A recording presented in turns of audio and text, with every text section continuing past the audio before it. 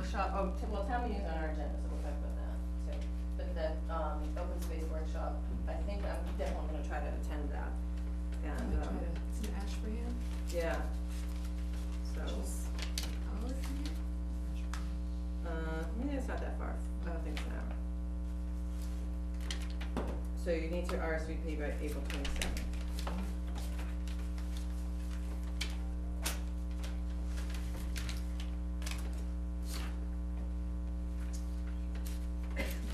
Somewhere on the minutes, I noticed something else on the minutes. Oh, you did? 24th. The 24th, I think Karen, Oh, I Karen didn't pointed out change that on that, with the one I sent out? I don't know, with Karen being, Yes, we had that, Yeah. associate member, I was gonna take care of that. And then the date, did I not change the date? Was that? oh, no, that Oh. wasn't what I was thinking, the Damons, we have in there that we agreed that we'd be willing to reimburse them. Mhm. I'm trying to think, gosh, I had notes on it. It You was. wanna see them? No, I was trying to think, cause I read through it and it was like, oh, it sounded like, we'd be willing to reimburse them fully. Where it's, I think I could see that it would be not so much a percentage, I would love to reimburse them 100%, but I'd hate to put it out there that we're gonna reimburse them 100%. Well, you'd like to accept the gifts and that you are open to reimbursing the Damons for closing and appraisal costs contingent upon the gifts coming to the town. I guess it's fine, cause it says we were open to. You're open to it, Yeah, but didn't yeah, alright, that's fine. commit everything. So and just on that one, I am, planning to go to the selectmen's meeting on Thursday night to just introduce the topic to them and see before, let the Damons know if for some reason there's Yeah, any some reason application. that they would not be willing to accept them.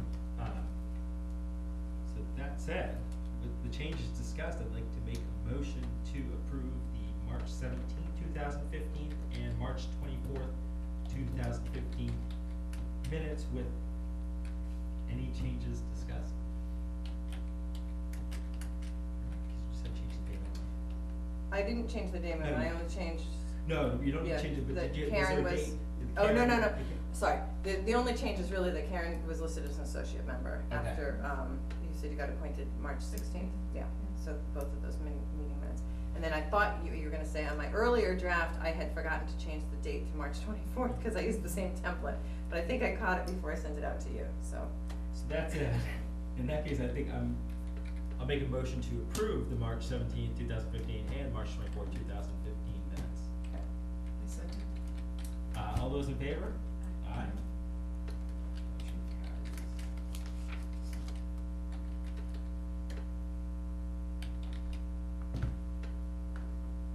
Discuss town meeting. I don't see anybody here from Long yet. Oh, well, so, update, Huang Yeah. and Applewood are both gonna ask to continue since we didn't have there wasn't the ability to do the site visits yet. So if you wanna open it, Yeah. we can either talk about, well, let's see. How are we You know doing for what, time? we're at 7:15 now, I can open it and just move it Yeah. afterwards if you wanna just go to town meeting now. Or I can open it. Yeah, why don't we, because then we'll Yeah. take care of that one. I would like to continue the public hearing for Huang 15 Lively Road for consideration of their notice of intent. And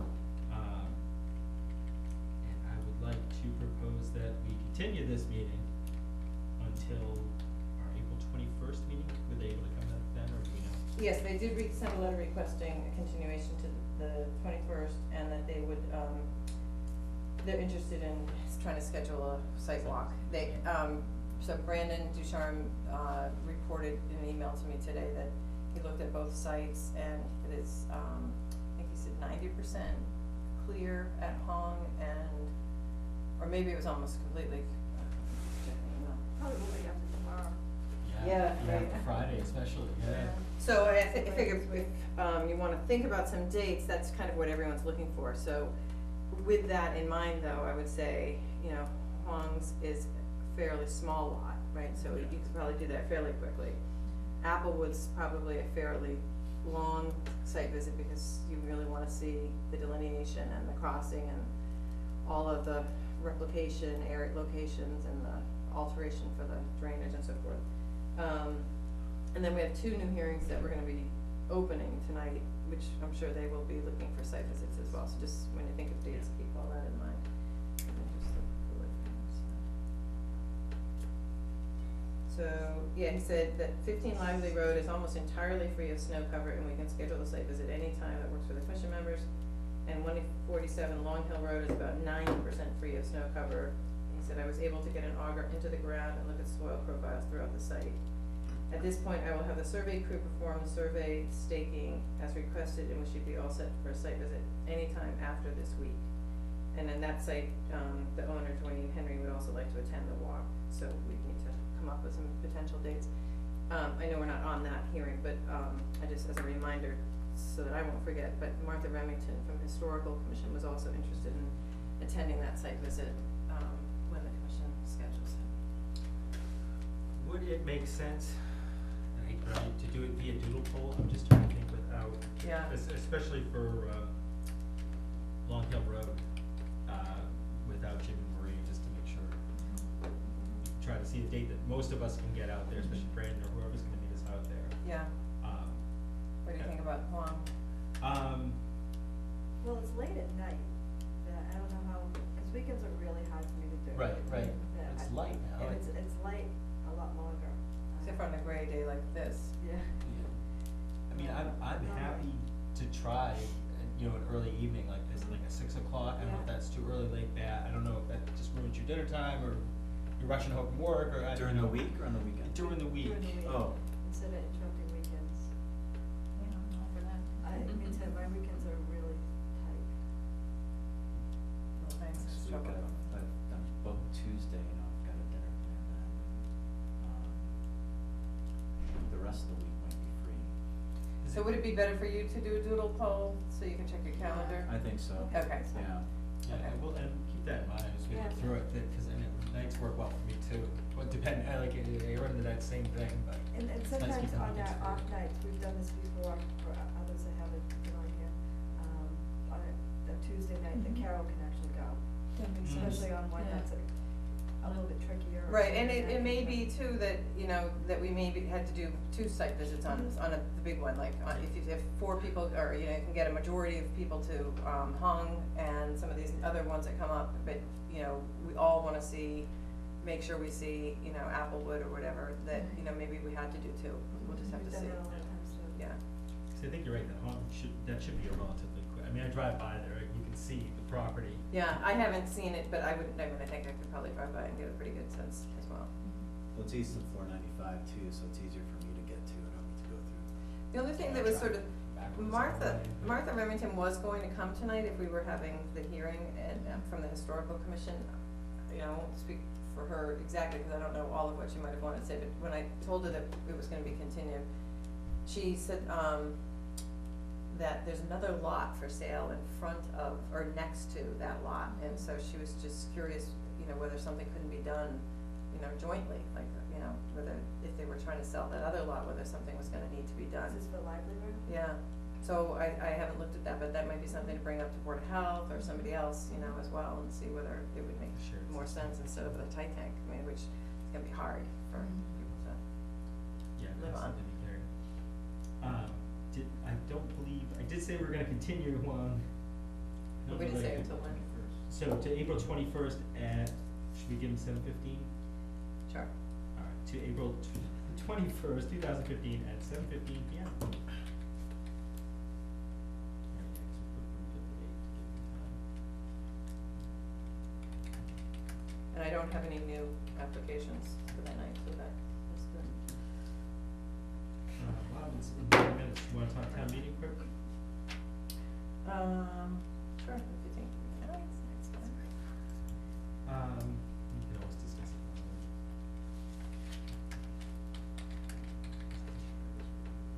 So I did learn, if you want me to start, I did learn Please, that yeah. at the selectmen's meeting, well, let's see, I can't remember when we were all together. Maria and I went to the selectmen's meeting to talk about taxation. Did we report that a little bit? I think on the 24th when we met, right? So, let's see, Dawn said that they did hear back from DOR and that we cannot hold the security money, and release that, you know, have that returned to the town, that basically what they had said at the meeting, the selectmen, it's not public funds. So the selectmen decided that they felt as though the proposals, the changes that we proposed were redundant and not really necessary, that it was clear the intent of who the licensing authority was and so forth. So, you know, I know our article also tried to clarify extension permits, and orders of conditions, and, you know, but anyway, they've decided that it would not go in the warrant. So we don't have to prepare anything for that, as far as a presentation or anything, and, we'll just have to prepare ourselves if we, you know, use that bylaw to understand how, you know, make sure everyone is aware that we're gonna use that one way or another. And on Five Shire, who was I there with? I guess I was speaking with them the same night, so Five Shire, the selectmen did approve that, but advisory had not approved it. So I think we will, and I'm going out, I believe this Friday, I'm gonna be going out with an engineer to take a look at the dam, so I'll have a better sense of that. So I think we need to figure out, be preparing if we're going to go forward with it, something within the next 2 weeks, cause Brian's gonna be away the 21st, the week of the 21st, like the 19th or something, Yeah. or not around to work on it Yeah. with us. And then I won't be around to work on it the following week, so, you know, we just want to try to have something. So we'll have to do it Yeah, that's offline, true, yeah, the basically. two of us will, yeah. And you said you were willing to speak to it? I'm willing to, yes, unless somebody else wants to. Honestly, Go for it. go for it. I would step aside at any point in time, even that evening, if you show up at a town meeting and really want to present.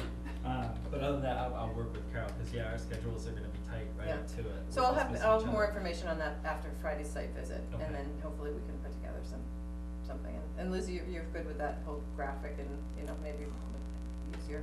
PowerPoint probably. And then, do we still have time? We can figure, yeah. Then I was approached by, or was sent, an email by Betsy Taylor Kennedy asking whether the commission would also be, prepared and able to speak or add to or answer questions or whatever. There's a couple of other articles. One is the selectmen's, have put on the resolution to, against the the pipeline, the testing against pipeline. And they also have an article that essentially instructs, Senate representative and senators, to vote no on any legislation that comes forth to them, proposing to remove lead protections under Article 97. So that one, I'm not sure how that's gonna be presented, you know, so we may need to talk with Dawn or the selectmen and find out how that's gonna be presented a little bit, so that if it's not clear to people, like, you know, what is Article 97, how does it work, what does it mean, you know, I was saying to Brian, when we wrote up the questions for when the Tennessee Gas came to meet with the selectmen, I had a list of, like, really had kind of broken apart Article 97, the things it was supposed to do, you know, whether it was, take into consideration the donor's wishes, you know, or to take into consideration, one for one land, you know, and what does that mean? You know, so Yeah, there may be equal some land, things that right. we would need to help, answer. You know, I don't think we need to do a presentation, it's not our article. No, but yeah, But- people turn to us to, Yeah, to clarify, you know. So anyway, I don't know much about how they're proposing to present that one, but we were, so if, and, you know, in some cases, it's better to have a couple people able to, speak, Speak to it. you know, so that, 'cause some, you know, the moderator typically doesn't let the same person keep saying things unless they are clarifying. So I think that's all I had on, but the other thing is that when you do get it, make sure you read through, I haven't read through all the articles to see if there's other ones that, you know, whether it's anything related to zoning or anything, any other changes that we'd be interested in. I know, I did get an email today that, I also didn't have a chance to respond to since I wasn't in the office, but, there was a question from a resident who wanted to know whether the Conservation Commission had any concerns with, 117 being turned over, by the town to the state. And we haven't really talked about that aspect of it, but that must be an article, you know, so we probably will be asked, you know, and we might wanna think about responses to that. I think you end up losing our control of what you can and cannot do. Yeah, Um, you basically, like, you lose your bylaws, You to a do. certain extent, you still Yeah. have them, but Could- state can supersede, right, I would imagine. Right, and whoever's in there now, well, obviously they won't be there on a long-term basis, so you're always at the whim of the state as opposed to the whim of people actually living in town and what they wanna do. Well, and I think we should put that in the context of environmental changes, you know, potentially.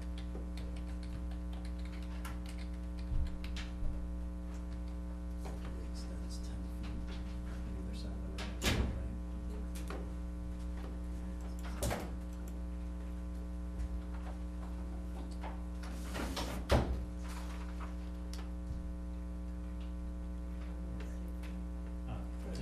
Carol made a good point with the full article, when it comes out, really reading through Oh, it, with the full warrant. But we got it. Oh, did it get mailed out already? No, No, no, what you that's sent right. in the, last email, that was the article. Twenty-six? Which one, Oh, sorry, the about the other one. resolution?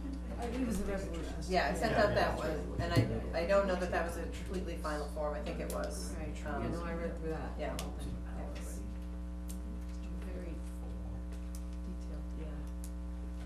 Cause it will touch on as many places possible.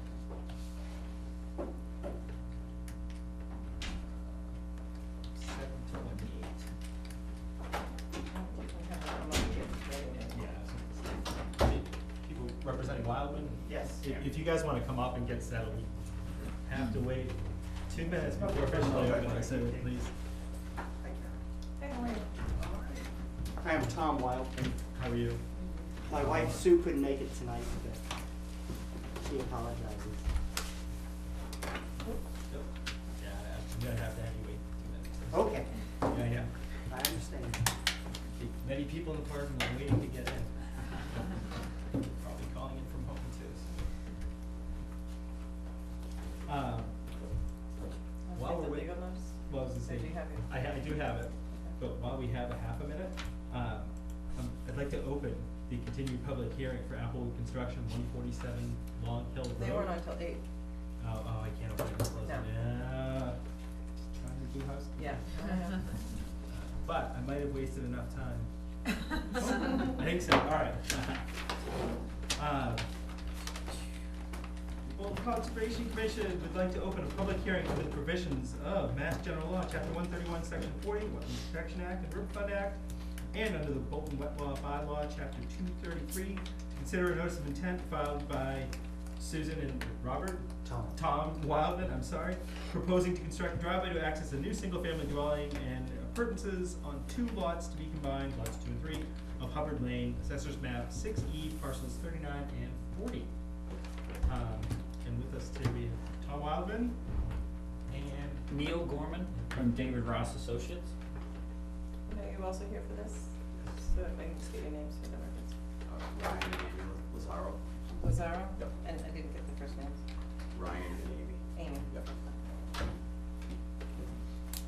All right. I also brought reduced size copies of this big plan if you.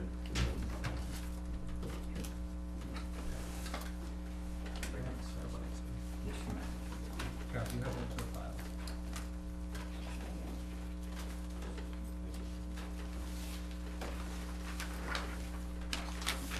And what the first page shows is the original Butternut Farm subdivision that was approved in December of 1999 under the Farmland and Open Space Planned Residential Development.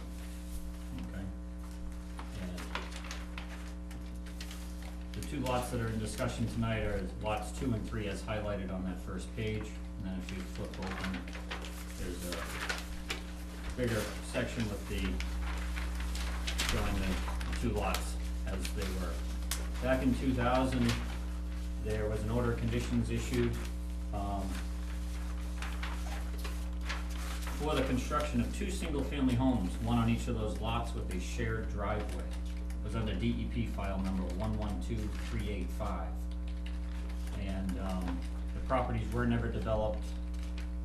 There were also Board of Health permits for the sewage disposal systems for those two properties, or those two houses.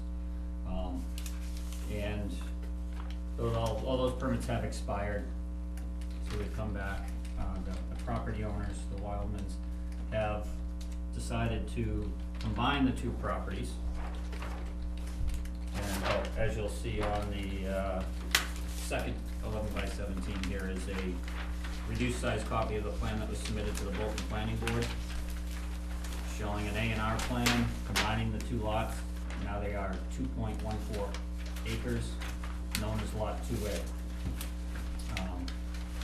Since the notice of intent was originally submitted to the Conservation Commission, we have gone before the Bolton Planning Board, and they have signed off and approved it. So it is not yet recorded at the Registry of Deeds, but it has been signed, and the Wildmans are in possession of the original Mylar. There are printed copies that are signed available at the Bolton Planning Board office. So, which brings us to our design, which is the third page. This is the sewage disposal system design, which is also showing the proposed house and driveway and the project that we're discussing tonight. So, Hubbard Lane is the little cul-de-sac road that ends right here. And these are the last two lots on that end of that cul-de-sac. It's surrounded by open space on this side and behind. And then lots 4 and 5 are next to it.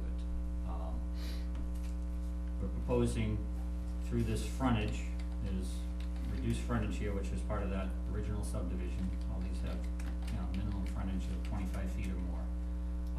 With these two lots combining, we had originally 28.6 feet and 25.64 feet. Those are now combined. Coming through the frontage and coming straight up the hill with, maximum grades of 10%, trying to get up to a proposed house location towards the middle of the property. And you can see the dashed line here was where the original lot line was, between the two lots. So it's sitting almost straddling the two lots. Utilizing the soil testing results from back in, when this originally was proposed and permitted, we're proposing the sewage disposal system in the front of the house. The site, just to give you, there's a perennial stream that enters from west to east and right along Hubbard Lane, and then under, what's the other road's name there? Sure, Butternut Lane, and then continues on. Our plan is showing the 200-foot riverfront zone right here, which, as you can see, there's a portion of the property that lies within that 200-foot riverfront area. There's 15,871 square feet of riverfront area on these two lots, or now the combined lot, of which we're proposing to disturb here for the entrance of the driveway, which is calculated at 925 square feet. So, under the riverfront area in the River Act, we're disturbing 5.8% of the riverfront area that is on our property, on the site property, under the 10%. That they do allow. The other things that are being shown on this map is highlighted in green here is the edge of the bordering vegetated wetland area associated with the stream. There's also a bordering vegetated wetland area in this open space. Across the way, there's an existing driveway serving lots 4 and 5 here. So highlighted in yellow is the 100-foot buffer zone from those BVW areas.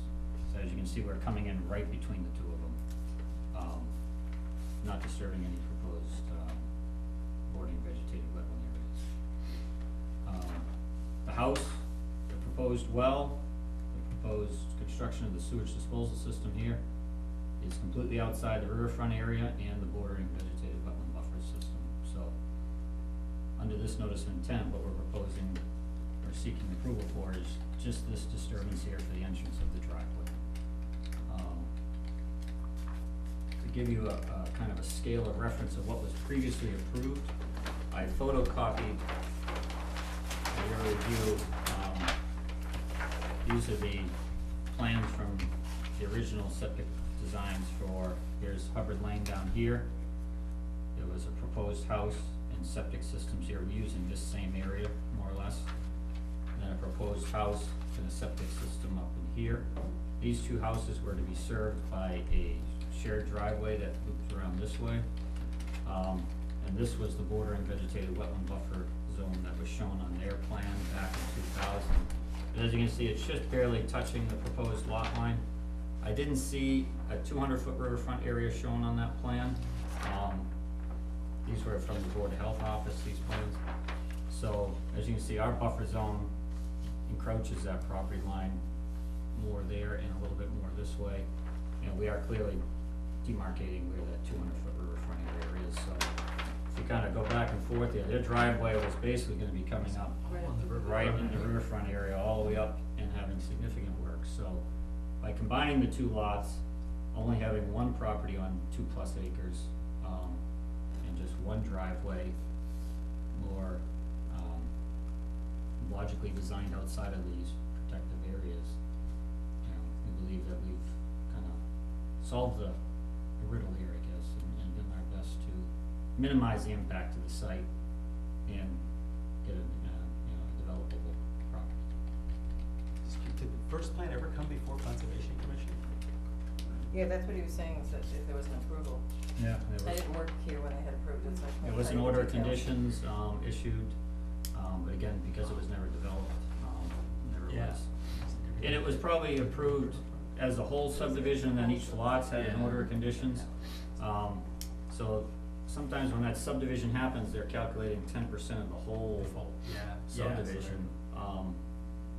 So, but you know, there was, the file, I think, is about yay thick. So now that those are all expired and looking at it individually, again, we're disturbing less than 1,000 square feet to come in with an access and get right up to a house site. We are proposing a Presby Enviro septic system, I'm not sure if you're familiar with those, but we're also trying to minimize how much area is disturbed, which again keeps the grading away from the riverfront area. And it fits in nicely with that site, so. I guess What is the lot like now? Is it wooded? it is wooded right now, yeah, Is the entire lot wooded, as far as maturity of trees? I'm just wondering, I'm just curious on why the first one was going this way. Was it a better option just because of what the topography, obviously, it looks like you're cutting. I think part of it was, anytime you have a hill like this, you try to sidestep the hill with the Sidestep it. driveway to minimize the cuts and the fills, and make the driveway a little less steep. What it also probably did was allowed the houses to be over this side, so the shared portion of the driveway was away from where people were gonna be occupying and living. And to get way up to the top here, you know, they probably thought coming straight up just didn't work. Again, it wasn't our engineering firm, it was by another firm, so I'm not sure what the logic was back then, other than sidestepping a hill usually reduces the cuts and fills. But even with what we're doing here, I think the maximum cuts are like 2.5 to 3 feet, so it's not too severe. As you can see, our grading lines Yeah. there. And I don't think there's anything I'm missing. Could you talk a little bit about the alternatives? Cause you had to explore some alternatives. Right, Oh. like going through the riverfront Right. requirements? So I included an alternatives analysis, and I mean, one option would be not to develop the properties, which obviously they've invested quite a bit of money in buying 2 properties, years ago with permits in hand. And just, as we all know what's happened in the last 7 or 8 years with the economy and the housing market timing, it just never went anywhere. So obviously the property owners wanna develop the property, so at that point, do they have the right to access this? Sure they do. So what's the most feasible way? There is a driveway here, which already serves 2 houses, so it's considered a shared driveway under the town of Bolton. If a third driveway was added to that, now it levels it up a little bit higher to now a common driveway. which then through the town would have to go through a special permitting process to get approval. Which is added expense to the property owners to go through that whole permitting process. Easement plans would have to be drawn up that don't currently exist, which again, takes time and money to do so. And we're actually then gonna be disturbing, to come in and cut through here, we're gonna be disturbing some buffer zone, bordering vegetated buffer zone on a similar slope with cuts and fills. And It could come up further? up here is the proposed, there, the existing septic system and raised grades here for the leaching facilities here and the proposed, so to come all the way up, and then we're still gonna be, this buffer zone hooks around this way, so you're fighting the same slope and cuts and fills. You're going through an extensive permitting process that, with the town. These were previously approved to have 2 shared driveways already, one serving lots 4 and 5, and one serving lots 2 and 3, so we're building a driveway that was originally designed into this subdivision, and we're building now a driveway that's just serving 1 home rather than 2. So we're minimizing the impact of this site by only building 1 home and 1 septic system and 1 well. The driveway design that we have now compared to what was previously proposed, as you can see, is minimizing the impact of the riverfront area that wasn't even, I don't know if it was not discussed or it was overlooked. We don't know that, we weren't the original engineers, but, and lastly, anytime you have a shared driveway or a common driveway, and you have multiple owners owning this, and you have a winter like we just had, who's responsible for plowing it? Who's gonna pay the bills? And This is actually coming before, it's better to have an odd number of houses than even, it would actually improve your situation. But, I mean, I can speak for the homeowner and the potential buyers that, to go through that process and to be added on to someone else's driveway where this was something that was considered early on when this whole development was laid out. I mean, this road was built and it's much closer to the stream and the wetlands than what we're proposing here. We think the minimal impact that we have is offset by only building 1 home versus 2 here. But so can you just address the riverfront alternative requirement so that everybody's aware of what you have to look at Well, under the regulations, so when it's a single family house lot, as opposed to something else, just so that everybody's clear on, the scope of the alternatives that you have to look at. okay, I'm not sure if I addressed them or not in there, maybe you're leading me into a question I didn't address in my Oh, I don't even analysis. remember, to be honest, what was in the I mean, it is a narrative, but single this is part of the family home. public hearing process, just to go Right. through it and make sure we're all clear, Well, that you've I addressed think it. economical is one of the options, what's the economic value to. Yeah, consistent with this type of project, Right, right? this is a So- single family home, in stormwater management, doesn't apply to single family homes for 1 lot. We do Because I have. meant like where else you have to look, like, how there's, within the riverfront regulations, Okay. there's a certain part of, you have to look beyond the lot, or you have to look beyond the subdivided lots, and so what part applies to this, to the But I think single the family lot? one part that applies is, can we get there using another access which currently exists, and yes, we can, but what I'm stating is that it's very undesirable for this, these property owners and these potential property owners to do so, because of the extra permitting process that would have to go through, and then having to come up with easements, we'd have to get their permission to do that, which it's quite a delay in time for something that, they already had permission to do this. I know that permits have expired, but it's still within the same time frame of the act. It's not pre-act and post-act, these were, I think, one was the Bolton bylaw put in place. Oh, well before this. Yeah, well before this. The regulations were put in place Yeah, all these afterwards. regulations were in place prior to that original. The proposal. bylaw regulations were put in place afterwards, so, Okay. there are things in terms of, the adjacent upland resource area has been completely clarified and changed from what was the case in 2000. Mhm.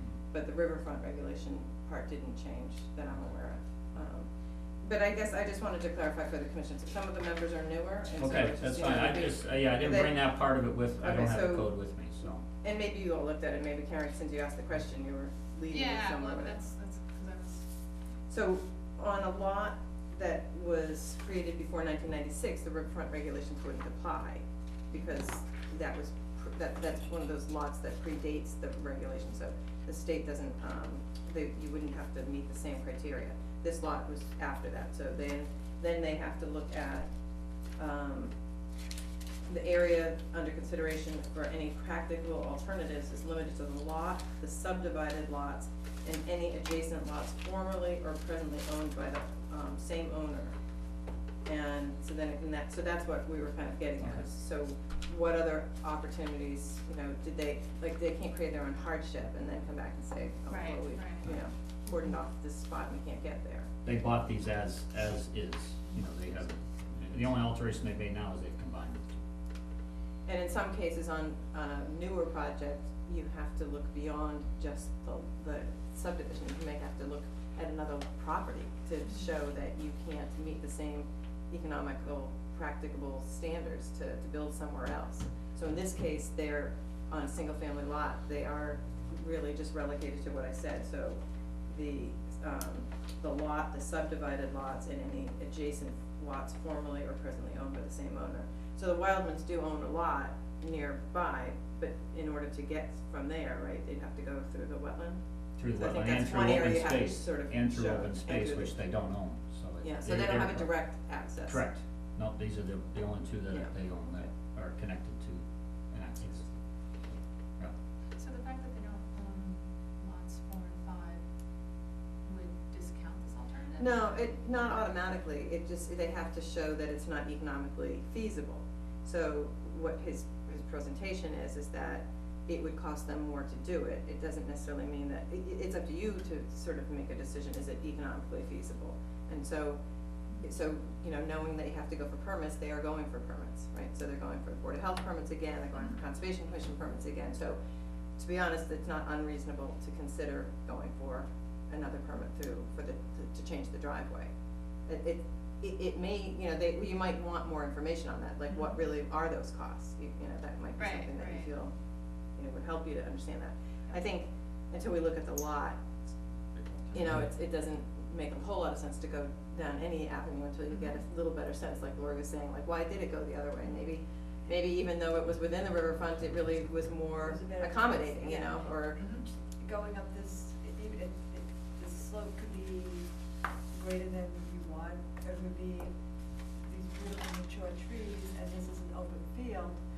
Well, I'd rather go through an open field than cut down all these beautiful mature trees. Right. That's my personal well, preference. Yeah, I can betting open mention field. right now So that this this is- is wooded, Yeah. and if we were to bring a driveway in, it would be far beyond our 10% allowable disturbance within that riverfront area. Yeah. I mean, So well, Yeah, that's why I was surprised by the I'm already original- at half the of my original 10%, plans threw me. and I'm only Yeah. doing this, Doing so that. Yeah. double that, and it only gets me to here.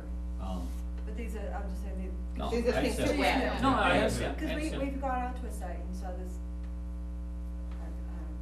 particular site, there was this huge pine tree that was enormous. like a legacy tree, something And, that's. well, it wasn't worth what we were gonna gain to cut the tree down. This is So- all wooded, all So in there's here is all something wooded, that we have to mature trees, and that goes. Right, we Yeah. can't tell from the map, but that's the point, yeah. Here, Oh, all it's in cut here, up. it's all wooded, and I looked at it on a map. So Would not I- only, sorry. So, Yep. not only would you, have to get permission from the owner of lot, 4, but you'd also have to go through this 100-foot, buffer zone, right? Right. I don't see, I mean, it probably wouldn't be much, but you'd have to go through that as well. I don't know if this is viewable for you, but I did take a picture just yesterday out from Hubbard Lane looking at this front That's as it, entrance as it, enters this way. So you can see the trees. They're probably in gonna front. wanna do site visits, Oh, I check the understand, wetland I delineation. happened to Yeah. take the pictures Yeah. yesterday. I just, Oh. sorry, I hit the side button, I'm like, I do that all the time. I want that picture. Yeah. And, is there some regulation that says these two driveways have to be, at least 35 feet apart? Because if you're gonna put another driveway here, and you're gonna cut, you're proposing to cut trees down, then you have a narrow band of trees that are left. And so what happens to this tiny little grove? So that's a question that I have. Yeah, I can look into whether or not there is a regulation, zoning regulation as a separation of driveways. I'll double check on that. I think I saw something. The other question I have is about the soil. The type of soil in here is Mhm. very rocky, right, in my understanding? There's rocky soil in here, and there's a lot of, the percolation in here might not be best suited for this type. Well, we've proven that it's suitable for sewage disposal here. Yeah, We had percolation rates, the worst was 22 minutes per inch. Title V allows you to go up to 60 minutes per inch, so it's Okay. kinda, well, under the average or under the halfway point.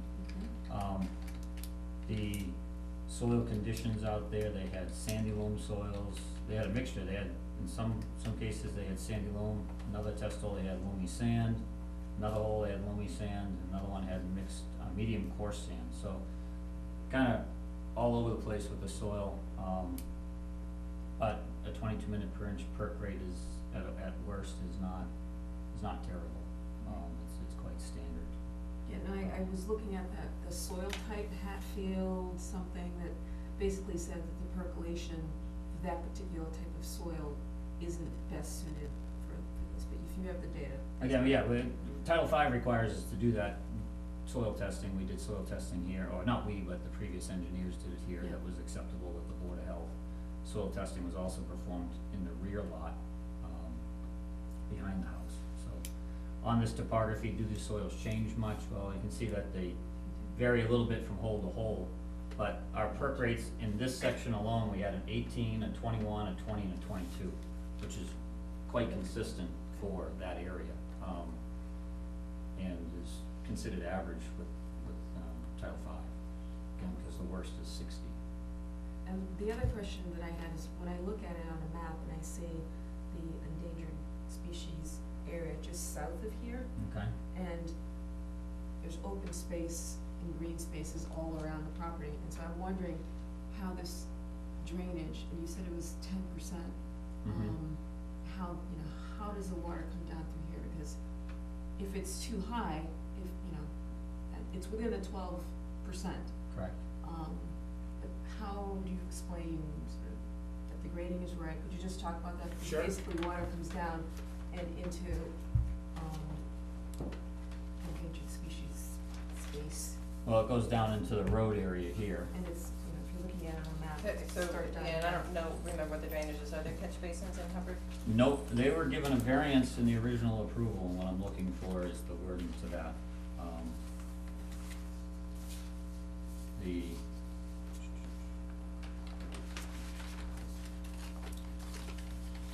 The approval from the town for the subdivision stated that there was drainage catch basins were not required for this project.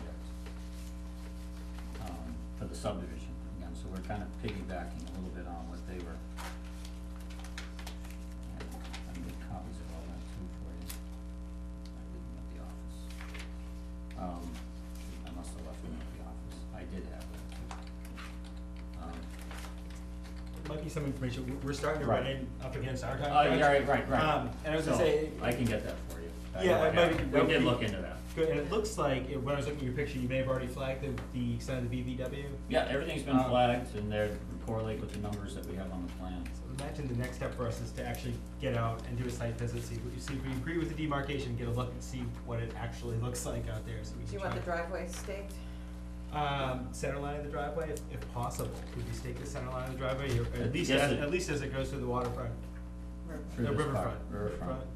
oceanfront, lakefront. Not yet, not yet. Center line, okay.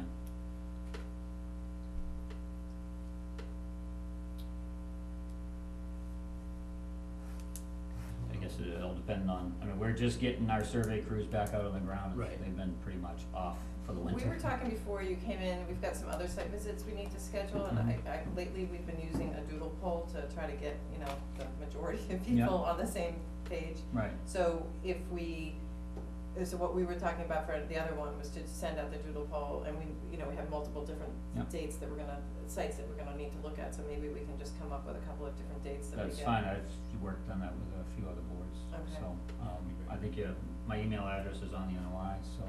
Yeah.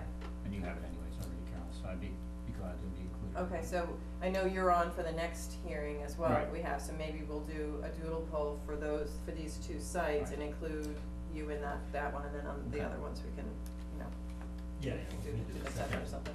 Do you, Tom, do you wanna be on that too? I'd like to be. I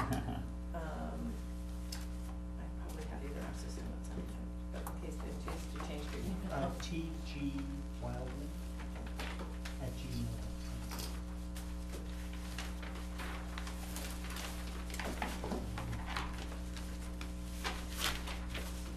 So if possible, what we'll do is we'll continue this meeting to our next meeting, which will be called 21st. So give us a chance, in between then, we'll get out there, hopefully, no, we'll get out there, and if you have a chance to take a look at it, and then just take it up again on the 21st, if that's all right with you. Yes, Okay. look forward to it. Thank you. Yeah.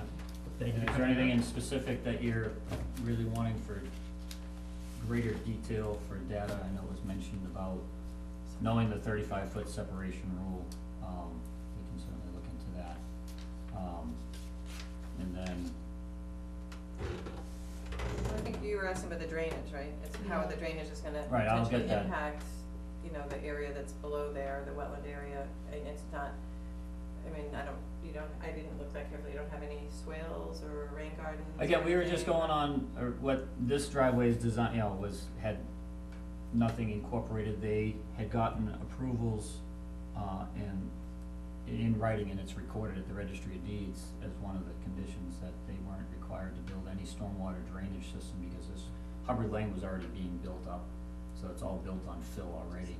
So, you know, the original subdivision had gotten approvals not to have all these extra stormwater management things, so we were I basically think we just need to going around saying- evaluate it anyway, you know, Right. today's conditions, and know whether we think there's gonna be an impact downstream to the resource area, that's what we're. I'd be curious to know where a homeowner's lawn would be, because if you're mowing the lawn and making it green, and you're.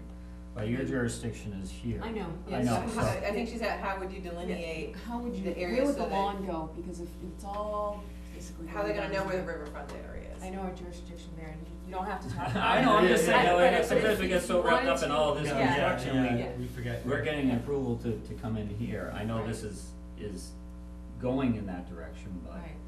you Our know, jurisdiction is only so much. right. Well, we I like to try understand to that. prevent intrusions unintended, and Understood. if, All if going those down ours this are way. buying it, they're having a little educational, you Right. know, thing tonight, but if they decide not to, and Thomas sort of explained it to somebody else, he may be like, well, there is a riverfront, and I can't really tell you where it is in the field, you know, but you Right. can't go into it, so. I know we've been in talk with them all along, and that's why we laid it out with them here. This is their desired house location and house shape, which is a little more detailed than a lot of our applications.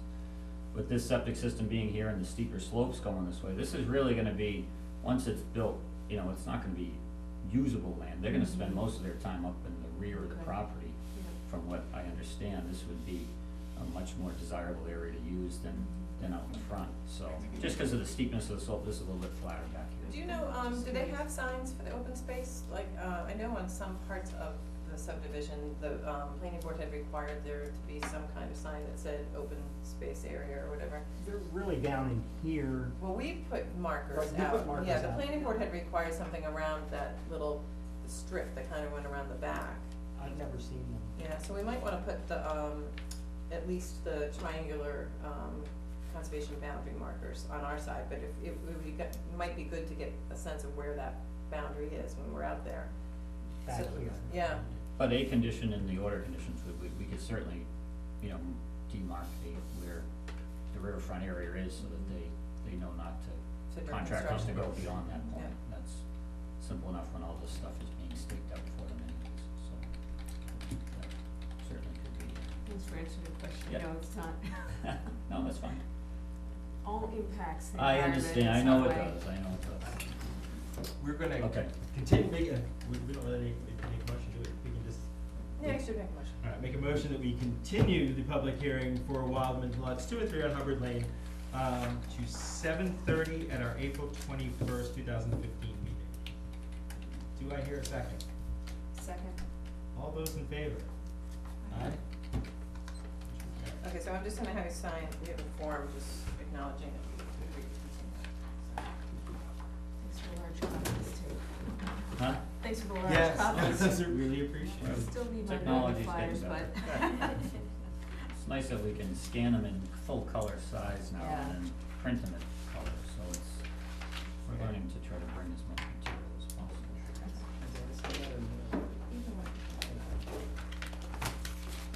I could stay for the next meeting. Okay. Or should be around the office Yeah. tomorrow or the next day. Okay. All right, give me a call. Yep, sounds All right, good. and I'll let you know when the sidewalk is. You got it? Yep. Good night. Did you get?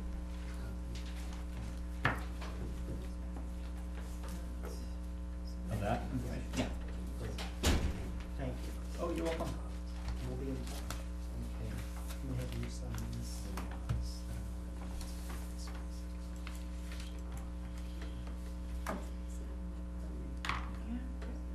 It's weird, there's like a fence here. That's good. Thanks. All right, thanks, Tom. Thank Have a you. good night. Yeah, Have sure. a good night. Thank you. I'll call Sue tomorrow. Okay. All right. And you have all the doors for this one? Gosh, I hope so, yes. Okay, going here. I would like to open a public hearing for the provisions of Mass General Law, Chapter 131, Section 40 of the Wetlands Protection Act, and under the Bolton Wet Law Bylaw, Chapter 233, to consider a notice of intent filed by Andrew Glass, proposing an upgrade to an existing failing sewage disposal system at 298 Still River Road. Assessors map 7D, parcel 2. Okay. Maybe I just printed this at a smaller scale for you if you can't see the big one here. And our nice colored copies, which is the bylaw requirement. Yeah, and then more and more towns are requiring it, so we just gotta get all the towns to be on the same color system. Some want bright pink and yellow, and some want browns and reds, so. We should bug MACC about that. Yeah, I can see that. Okay, So they So. say it's a violation. we're on Still River Road. This is, if you're familiar with Still River Road, you might know this house. It's one of the older white farmhouses here. I think it's dated back to the 1800s, with a fairly large barn to the side of it. So, getting our perspective, they own 8.92 acres of land that extends out into the Bolton Flats area. So the way the property comes in, there's a gravel driveway coming in off of Still River Road, and it's fairly flat in through here. This was the old layout of 117. Now it's straightened out here. 110. 110, I'm sorry, yeah, and there's a culvert, fairly large culvert, that allows a perennial stream to enter on to the property, and then it meanders out to the west and then back and loops back around. So the nearest portion to what we're doing is right when it comes out of the culvert, and we're showing the 200-foot riverfront zone or area from there. Although my plan doesn't show it, the topography drops off to the side of this barn, and if you can imagine this barn with a 8-foot foundation wall, we're at the higher side of the foundation here, and then it drops down, and the floor of this side of the barn is 8 feet below this backyard. You with me on that? Yep. So, there's the house, there's an existing well in the front yard, a drilled well.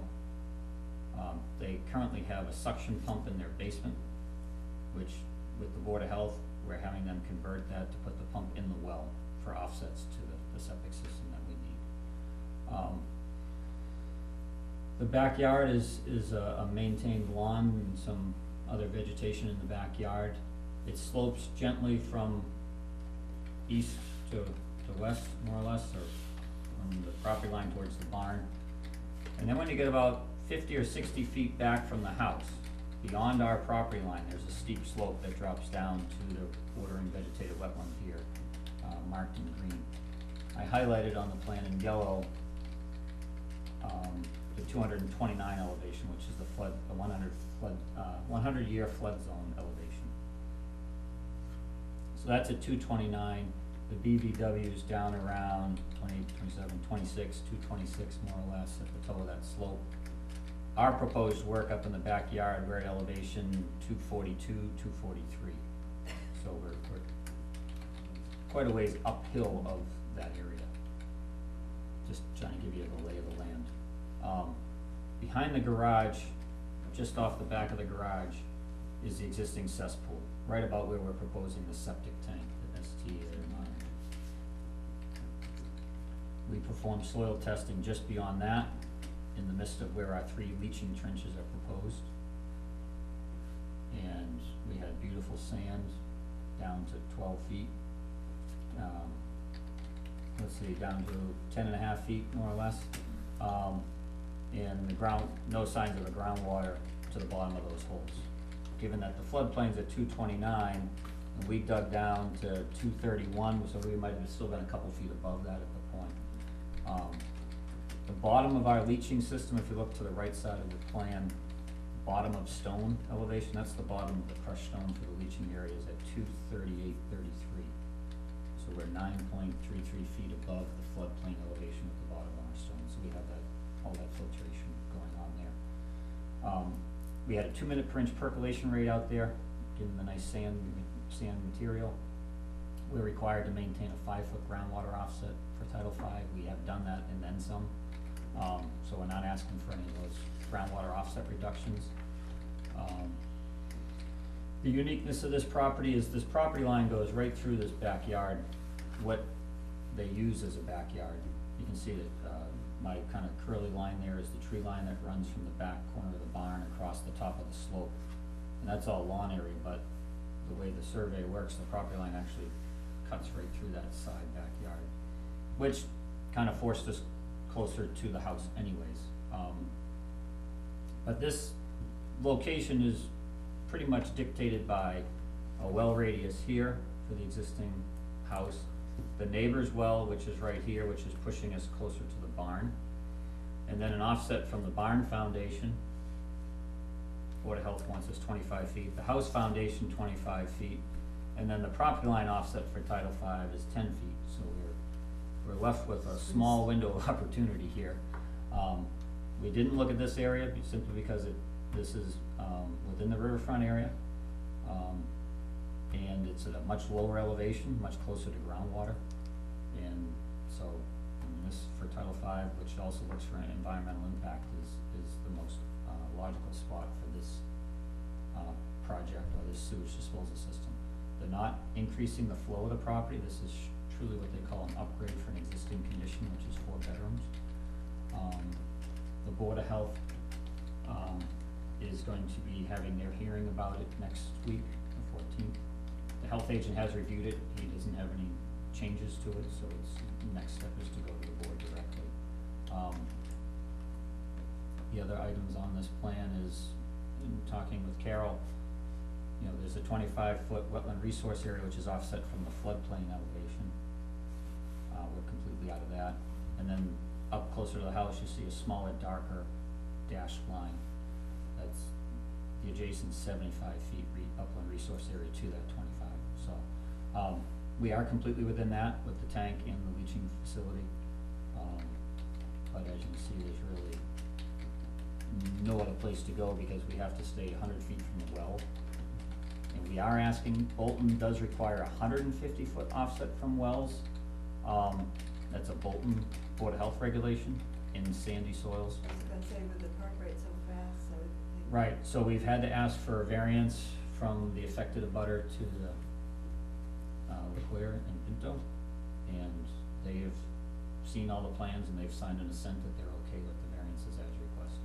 So that has been submitted to the Board of Health as So well. it's their well that's kind of. Their well is slightly closer than ours. So even if you moved your well, you'd still have to get. I'd still be closer to theirs, correct. Yeah, they're at about 102 feet, we're at 120 feet from our own. But we had to ask for variance for both, and they're all listed on the plan here. We're 118 from our own and 102 from this house. Title V is 100 feet, it's Bolton. When you have a 2-minute perk rate, they desire 150.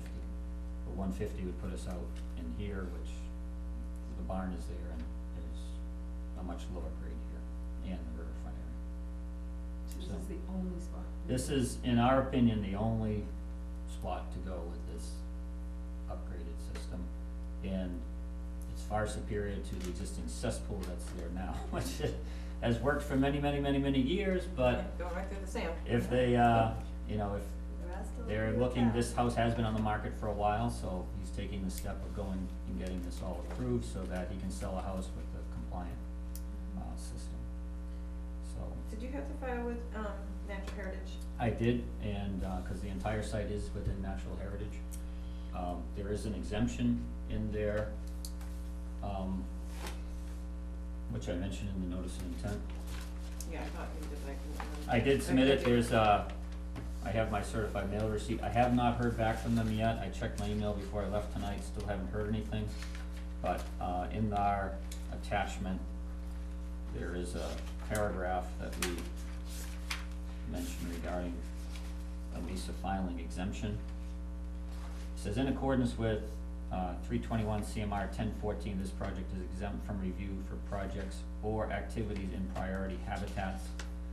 Under item 5, it says construction, repair, replacement, and maintenance of septic systems, utility lines, sewer lines, wastewater treatment system, or residential water supply wells within existing paved areas and lawfully developed and maintained lawns or landscaped areas. And we are in a lawn area in the back, we're not removing any major vegetation. So we had explained to them that, you know, we submitted the complete notice of intent and the plan to them as required, citing that as an exemption. And we haven't heard back that they're in acceptance of that yet, so. And you have to do anything for the ACEC? I don't believe so, no. Critical concern.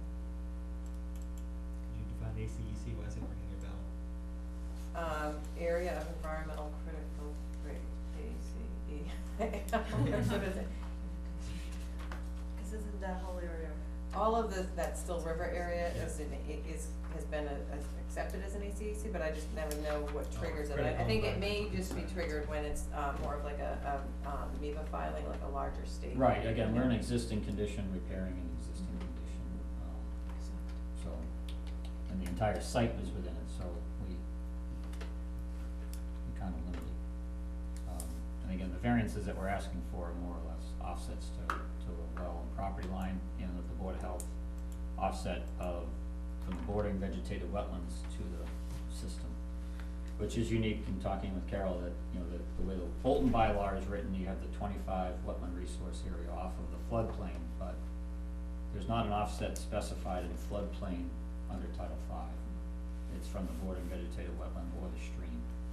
Yeah, and for newer members, our bylaw is the 25-foot resource areas from everything except for the riverfront area, and then the 75-foot adjacent upland resource area extends from that.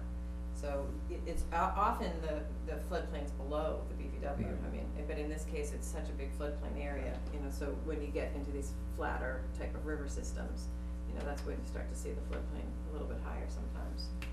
And, so we haven't had it come up that often, but it's one of those things a lot of times people don't necessarily catch, but again, if we had like an isolated area subject to flooding that was under the bylaw, you know, you would have that, 25-foot resource area from that, even if that was, you know, up gradient of the BVW, you know, so or seeps under the bylaw we regulate. So under Title V, or from the Bolton Board of Health regulations, we're not the full 100 feet we need to be, we're at 83. Title V only requires 50 feet, so we have that labeled as a 50-foot wetland offset, we're beyond that significantly. The offset from the floodplain to this under your bylaw is we're at 72 feet.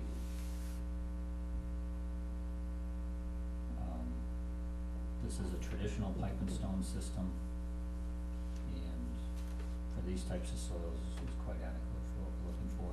The other thing that comes into play, as you saw in the other design, was a much greater fill and grading needed because it's a raised system. This system's completely in the ground, so when this is done, it's gonna be back to the same grades, that we currently have.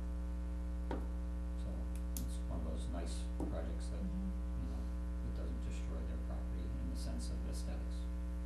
And then how do you get in there? They're gonna be coming straight up, we brought our backhoe right up, yep, it's all gravel, straight shot up there, it's very, and that's, you know, this is already maintained, Existing driveway, driveway. yeah. You guys, I'm not like too familiar with septic systems, but I know with my property, there's like an area for like failover, if you needed, you know, if this failed, there was another area designated for. Correct. Do you have that here, or? We do not, and the reason we do not is this is an existing home. On new construction, you have to prove a primary leaching area and then a future expansion area, or what they call a reserve area. We already have an existing home that existed, you know, and has an operating system. Yeah. Then we don't have to prove a second area, we just have to prove one new area to build the system. Okay. Would it be possible to schedule a site visit out there? Should probably go take a look. Yeah, Um, what would you want staked out? that was the question I was putting out. Limit of work? Limit Or of- the erosion control? I mean, I guess the erosion control is gonna be your limit of work going closest to the Yeah. resource area. We can stake the, Which is the property line. the beginning and ends of the outside trenches, so you can see where that box is, and then it's 10 feet from there. It's Oh, limit of work would be 10 feet off. 10 feet off of this corner up Right. to here. You'll see that on that's the, you know, the property line runs right through there, so. So it looks like there is some mature vegetation that has to come out, or there's some vegetation on the There's some bushes just at the end of the trenches, but this is all lawn area where the trenches and the tank is right now. So just when you're out there too, you know, sometimes we've required mitigation for alteration of the aura, you know, and you might look at whether or not there's a place, when they're done, that they could replicate it. Also, I can think, you know, like you said, if you could stake the corners, so we can basically see the footprint of where it goes. You know, I don't know, It's flat up in this area. I'm picturing the air, trying to think like. It is fairly, it slopes gently this way. Slopes 44, 43, 42. Everything's sloping this way towards this back corner. And is it pretty cleared off for seeing the wetlands? Yeah, and there was a few snow banks here, but the lawn was all exposed. I didn't go up in the back and look down towards the corner, but in the site, I mean, this whole area, the snow is gone, so. And this is the woodland edge, and then it just drops off. It drops right down to the steep slope, yeah. You can see the contour lines being Yeah. just a foot or two apart. And it drops a good 15 feet from that top to the toe. Do the neighbors know that this? They know there's a weird encroachment? property line, cause they've talked over time that maybe of somehow adjusting this property line, but it's just never come to fruition, so. You can almost see this jog in the fence, so they know that something exists there, the fence up in this corner. So, yes, they know it's a unique, lot shape. There was, historically some changes to these lot lines back here, I'm not exactly sure which ones were, but, you know, they have talked over time, but I don't know if that'll ever lead to anything. Well, it could from the wetland standpoint. No, I mean, if the commission was looking to restore, you know, some loss of aura, you know, they might look to have that happen where it's the property line, you know? Yeah, that was, I couldn't have. What kind of restoration would you be looking at? Well, until we see the site, I wouldn't know, but it looks like you're removing some vegetation, so. Yeah, I don't, there's very little, I think, I'd be able to Yeah, see I don't, what the until, bushes are. I just see the overlay of the, you know, circle blob, so until we get out there, I don't know. Okay, Alright. in which case, we'll do it via possibly doodle poll again. Yeah. And see when we can get everybody out there, and with your permission, continue this one to the Yep. 21st, and that's our next available. So, I would like to make a motion that we continue, public hearing for Glass 298 Still River Road to our April 21st meeting at 7:45. Do I hear a second? A second. All those in favor? Aye. Opposed? Yeah, you gotta ask, right? Yeah. I just wanted to hear the reasons if somebody was. And it is glace, I think is how Glace, we pronounce sorry. it. Not that No, we need to get it right whenever possible. I was at a seminar today, they had my first name spelled wrong, so. It's That a good happens. start right there, Yeah.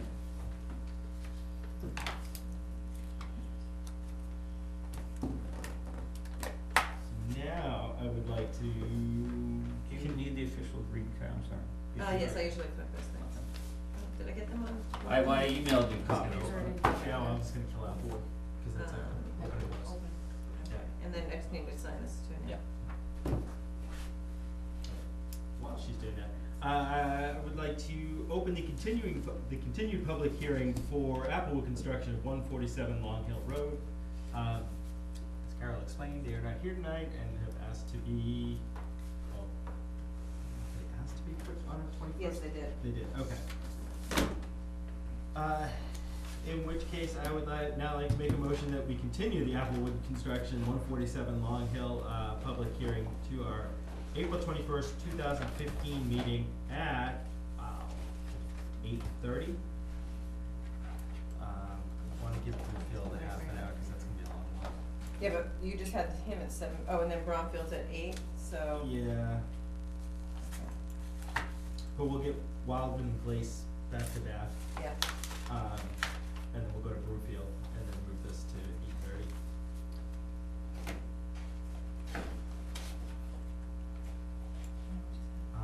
Do I hear a second?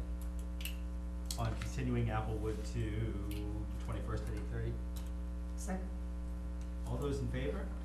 Aye. All those opposed? Applewood has effectively been moved.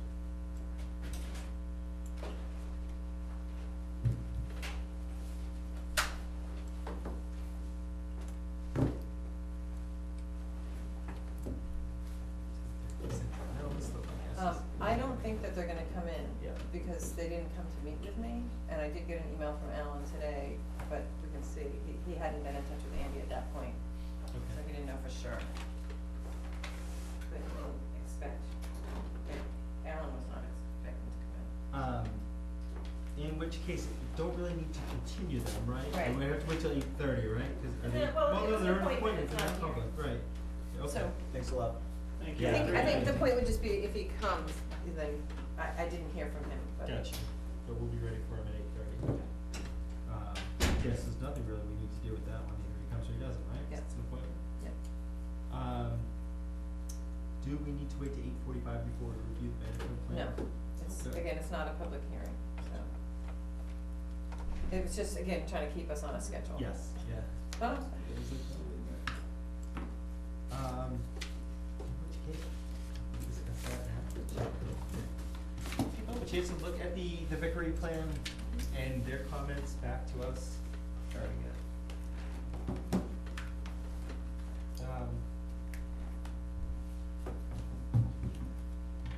You know, when I was talking with Carol, there were two things. First of all, we had set it for 3 years originally, that they would try the plan for 3 years, at which point we'd reevaluate. They had requested just 2 years, Yeah. which to a certain extent, I'm fine. I thought 3 years was more beneficial to them. I'm not sure if their thinking was, we're gonna do this for 2 years and you're gonna sign off and be done with it, but I think ours was more, you're gonna do this for, well, it was 3 years, and then we're gonna come out and evaluate and see if it's working, and if it's not, then we go back to the drawing board. Yeah. Do they Uh, understand that? I'm not sure that they did when they came back with, well, we want it to just be 2 years. Yeah. Maybe that needs to be clarified. Yeah, possibly. I mean, cause the way it was stated was, you know, we're giving you the opportunity to fix it. It needs to be fixed. We're willing to work with you.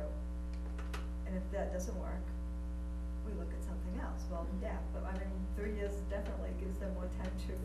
Yeah, to really see if Fix it's it, working, and if so- it's not working up to 2, you Yeah, can really but- rethink it, but, I mean, if they really wanna come back, have us revise it, or approve it and revise it to say have them come back in 2 years, I'm trying to think what, that was his response to the plan, to our comments on the original plan? yes. Um, So his note was, Jen has agreed to 2 years of monitoring / reporting, not 3 years as requested. So our,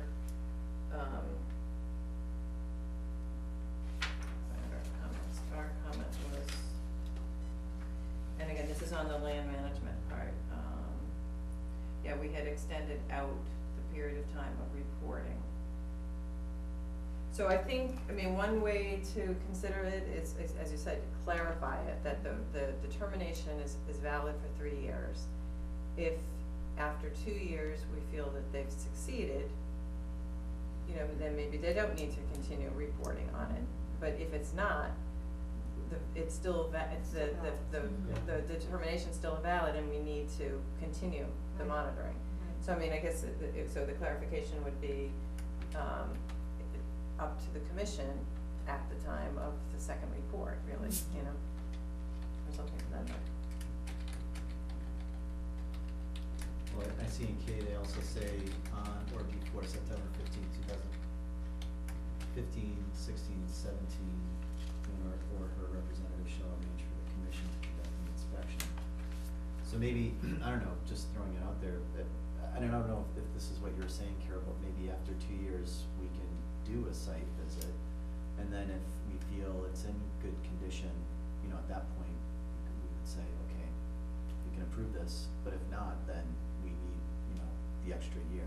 Yeah, well, as long as we feel like it's needed, the determination anyway is still valid for that per point, so the conditions that we've approved it under are still valid. For the You know, 3 years. Yeah, for the 3 Yeah. years, so, yeah, that's what I was saying, I think we just need to clarify that we can consider it and evaluate it, but if it's not to our approval, We're not gonna walk away from it. yeah, we're Yeah. not done, we're not done, right? Okay, so I'll work on something to try to clarify that and, you know, again, the way it was set up was that for this to be reviewed and approved by the commission, you know, and if it's not satisfactory, then, you know, then they can either file a notice of intent, Right. or they can come to an agreement, you know, that we can all be Yeah. satisfied with. I know you had some questions too on the seating. One of the. Well, I just thought we need to discuss it, cause we put in the seating requirement, and that some of that was at my recommendation, and they didn't believe that they had agreed to reseed any of the buffer strip. And, you know, he says, maybe I'm remembering incorrectly, and this is what we voted for, right, no, that was Maria, I'm sorry, I'm reading somebody else's comments. Maria sent in some comments because she couldn't be here. She said, I recall that the commission agreed to reseed the buffer strip up in the western paddock. I don't recall that we agreed that seeding would be done in the entire western paddock, but maybe I'm remembering incorrectly, and this is what we voted for. Hopefully the recording can help you there. So my understanding is, yes, we required the seeding, they proposed the seeding in the buffer strip area.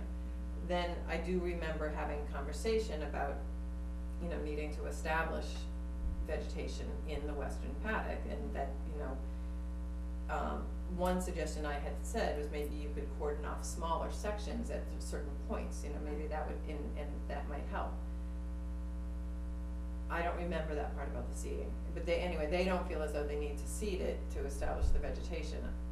My I don't know how- comment back to you on that one was, Yeah. you see it's gonna come back faster. Right. So you can utilize it faster, but if it's not coming back, then I guess it's just, it'd be better for them to, you know, to help it along, I would think. Yeah. I mean, I do remember, you know, it being mentioned, you know, section areas off and let it come back, give it a rest. Well, I think again, the point is that, you know, we've got this setup to evaluate it after the year, right, and after the second year, so I think again, clarifying the point that, you know, this plan is sort of a working document, and if they aren't able to establish it by just keeping the horses off of it, Then it might then need to be they may need to seed it, in which case, you know, we're gonna come back to that requirement, Right. you know. Which they might find that too. Well, Yeah. geez, on the short run, we'll try it this way, see if it has to be done. If it doesn't have to be done, then that's money saved to put somewhere else. But if it comes to that.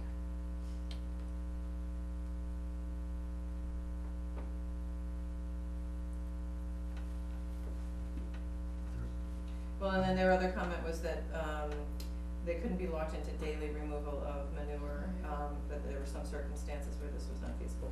We had asked,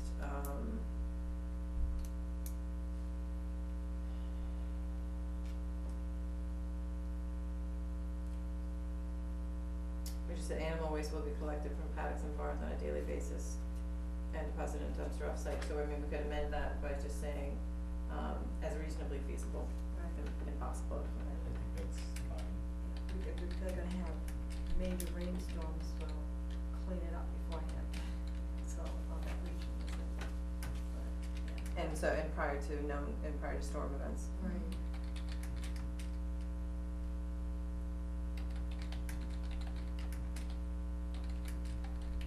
It's just like anything that you do before a major storm event, Yeah. you do certain things, this would need to be one of them. Also, on an ongoing basis, so it doesn't get to be a nuisance. Well, I recall there wasn't the staffing, so I think most of the staff came during weekends. So The once a week volunteers. they, Is that So- what it is? yeah. That's what I understood, so I don't, should have to do it.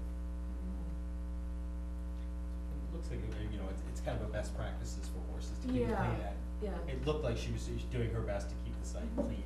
Right. I have no doubt that Yeah. she cares genuinely about the animals. Right. Yeah. I think I was reading somewhere that it was like 50 pounds a day per horse. Oh, that's right. we were- Yeah.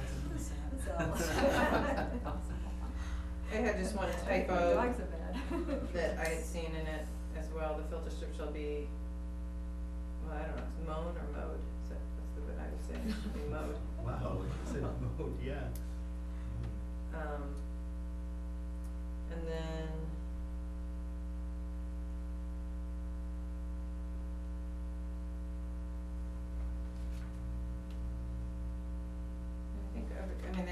I highlighted the changes that they had made in it, but I think with our clarification, hopefully that'll be fine. Doable. If not, we can recommend to file the notice. Okay. Saving them substantial. What's that? I said, doing it this way is saving them substantial Yeah. amounts of.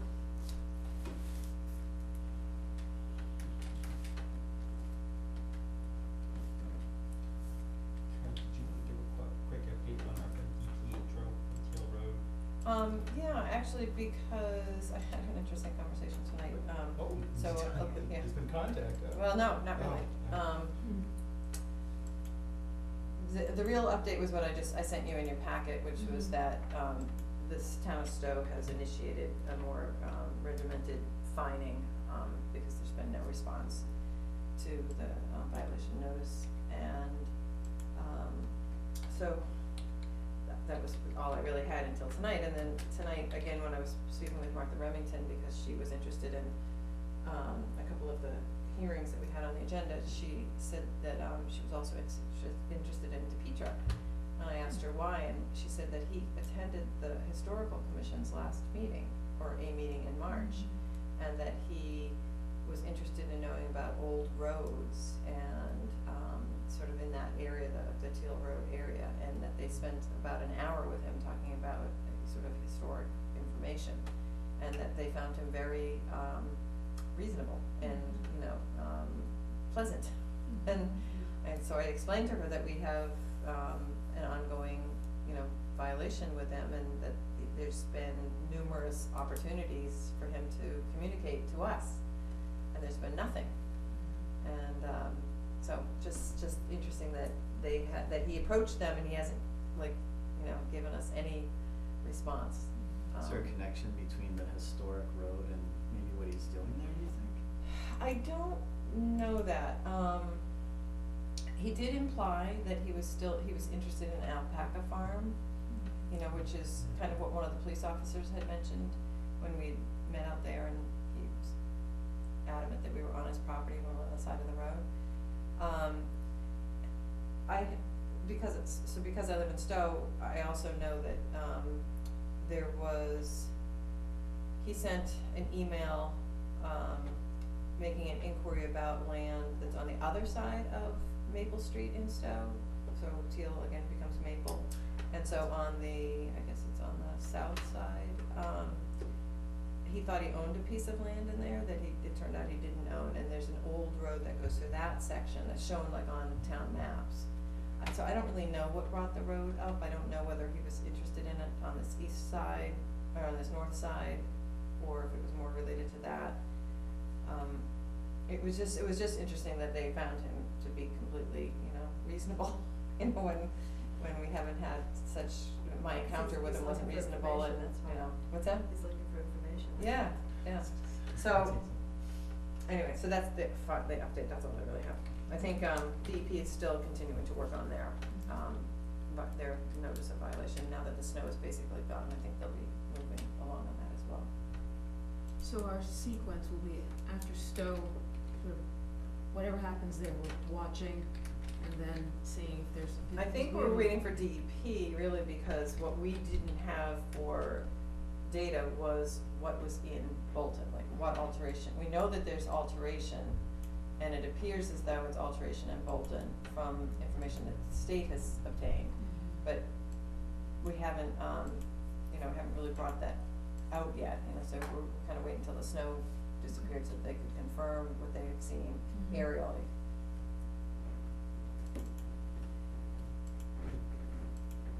We need a little drone in the office.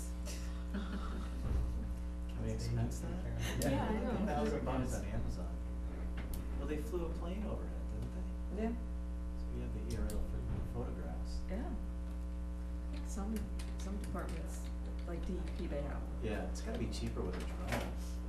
Just the Next gas year's alone. warrant, put it in, Yeah. get Carol It's gonna a drone. save the town money.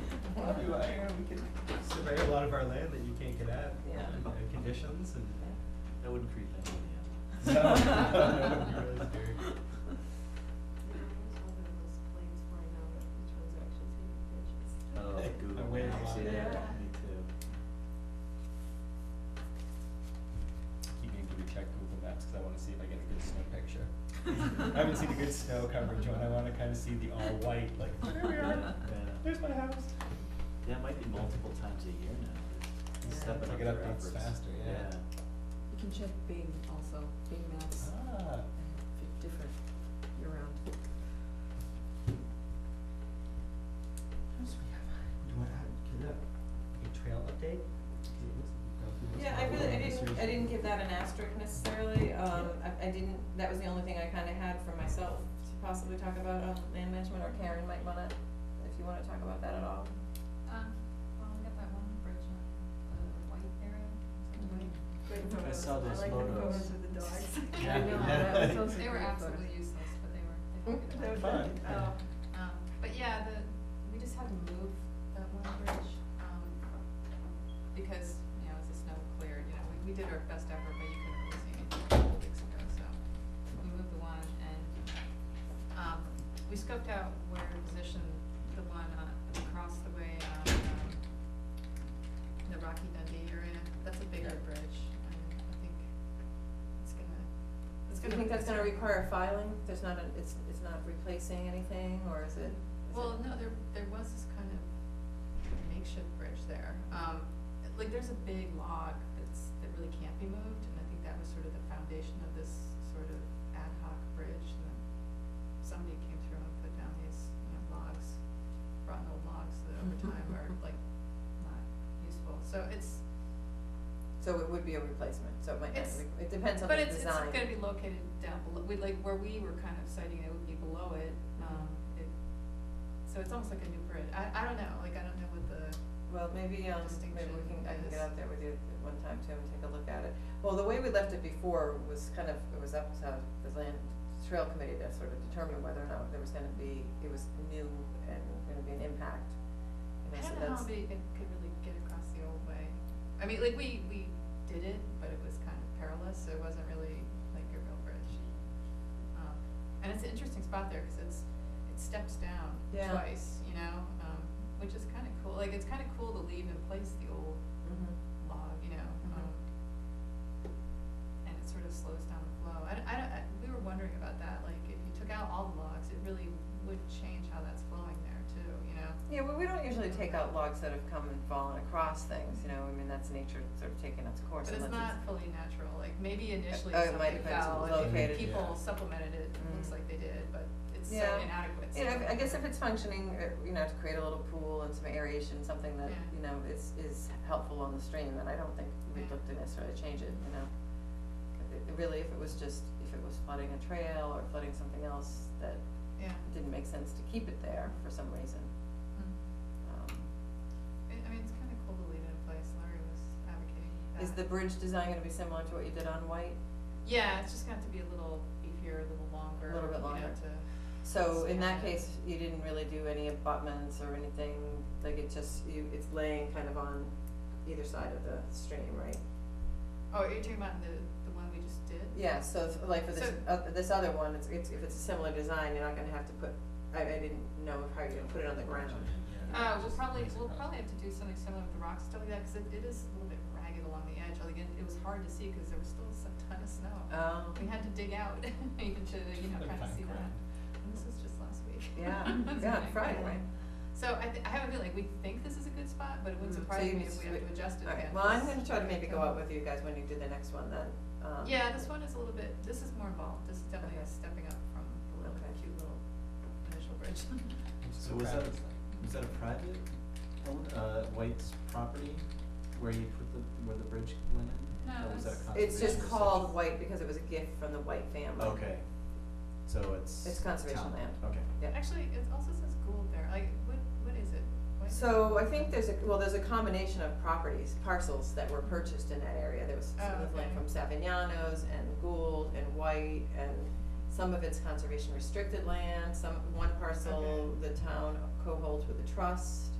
So it's kind of like a lot of our properties, it's a Okay. conglomeration of different things. So it's really, like, if you look in the open space and recreation plan, it kind of comes under the Randall Road area, we don't, so, but as gifts, some people want their name associated with it, and the Whites were one of those, and Okay. Gould also, at least on West Berlin Road, I remember there was a requirement for some signage. She also keeps kind of tracking of how it progressed Yeah. through the years. It is hard to call, to, even for filing purposes, it's hard to sort of, like, how do you file it under White or Randall Road, Yeah. so it isn't really, I've There's two signs Right, really so- close to each other, it's like, oh, but I thought we walked into White, nope, there's the Gould sign, Yeah. it's like you're not sure where you.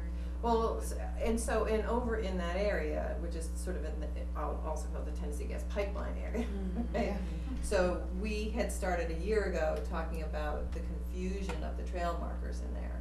So Yes, they do need some serious work. and so part of what the trail committee, when we first started last July, was that, Vaughan Hill was a little bit more manageable in the sense that everybody knew that property, we Mhm. kind of knew the boundaries, knew what we owned a little bit better. Over in the Randall Road area, because you go from conservation town-owned to trust-owned to conservation restricted land, and we just didn't know as much of the ownership in that area, and so, we are working towards figuring out the markings there, but it's really a complete, You have to really pay attention and confusing, look ahead. Yeah. area, because if you remember, Liz, from the, pipeline walking, I mean, there's, I don't know, behind, I know you were there too, but there's like little round discs, dots that are, on a lot of the trails, and we think maybe that was either somebody who was hunting, or they were there for night vision, Yeah. I mean, I know Scott said he goes out at night, cause that was the only time he had, to go out, so he was going out there in the evening. But anyway, we are sort of, working to improve the trail marking system, but that one's gonna be a big project. Yeah, that's a great area though. Yeah, I like it's it a lot. gorgeous. I had no idea I was down there. Yeah, it is amazing. I love it. And then, can I just say, the committee's also been working on, they did a whole inventory of our materials in the shed, and so they, will also be looking to, we're gonna be purchasing some more supplies, because there's bridges and boardwalks over at Bower Springs that need attention and replacement. And like, right now, we're kind of, and also at the Moen property, that was another spot. And Sergeant mostly- Gift, What's that? and Sergeant Gift too, Harris Oh. Farm. You need boardwalks There- material? Well, there's a bridge that I think during one of the storms, Yeah, in you said a big tree came down 2013, across it. yeah, crushed the bridge, so you really can't get over the stream unless you go in it.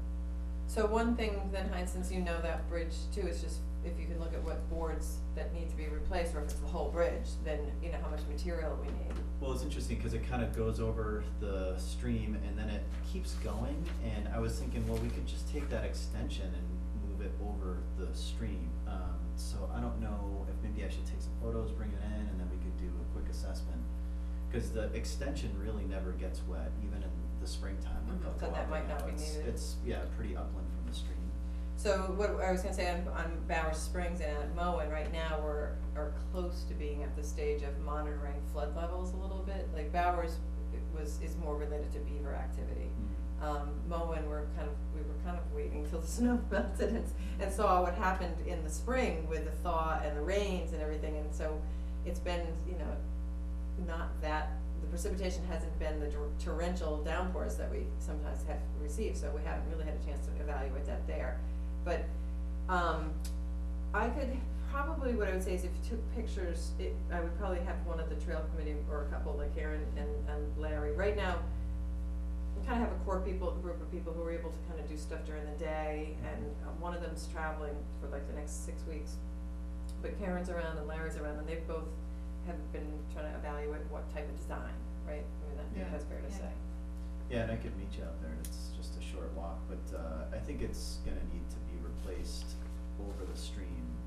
I just don't know if you can use what's already there, but certainly something needs to happen. Have you been over to Harris Farm, Karen? This connects in with, Rattlesnake? yeah. Yeah, there's a trailhead right on Harris Farm, you pull off, and then as soon as you go in, you see the tree that's split in 4 ways, it's absolutely enormous, and then it just crushed the bridge. I haven't been in there in ages because of the snow. I mean, it's just like, it's too hard for my old lady dog to get in there. Yeah, So, it's, I mean, Okay. it's right there, so you probably don't. So need I'll try to set that up, if, between you and Larry, at least, Yeah, yeah. put it out there as, this isn't, another bridge that we need to have evaluated and see if we can. And you can reach out to me if you and Larry are out there. Yeah, I'll meet you and absolutely. show you exactly what I'm talking about. Okay.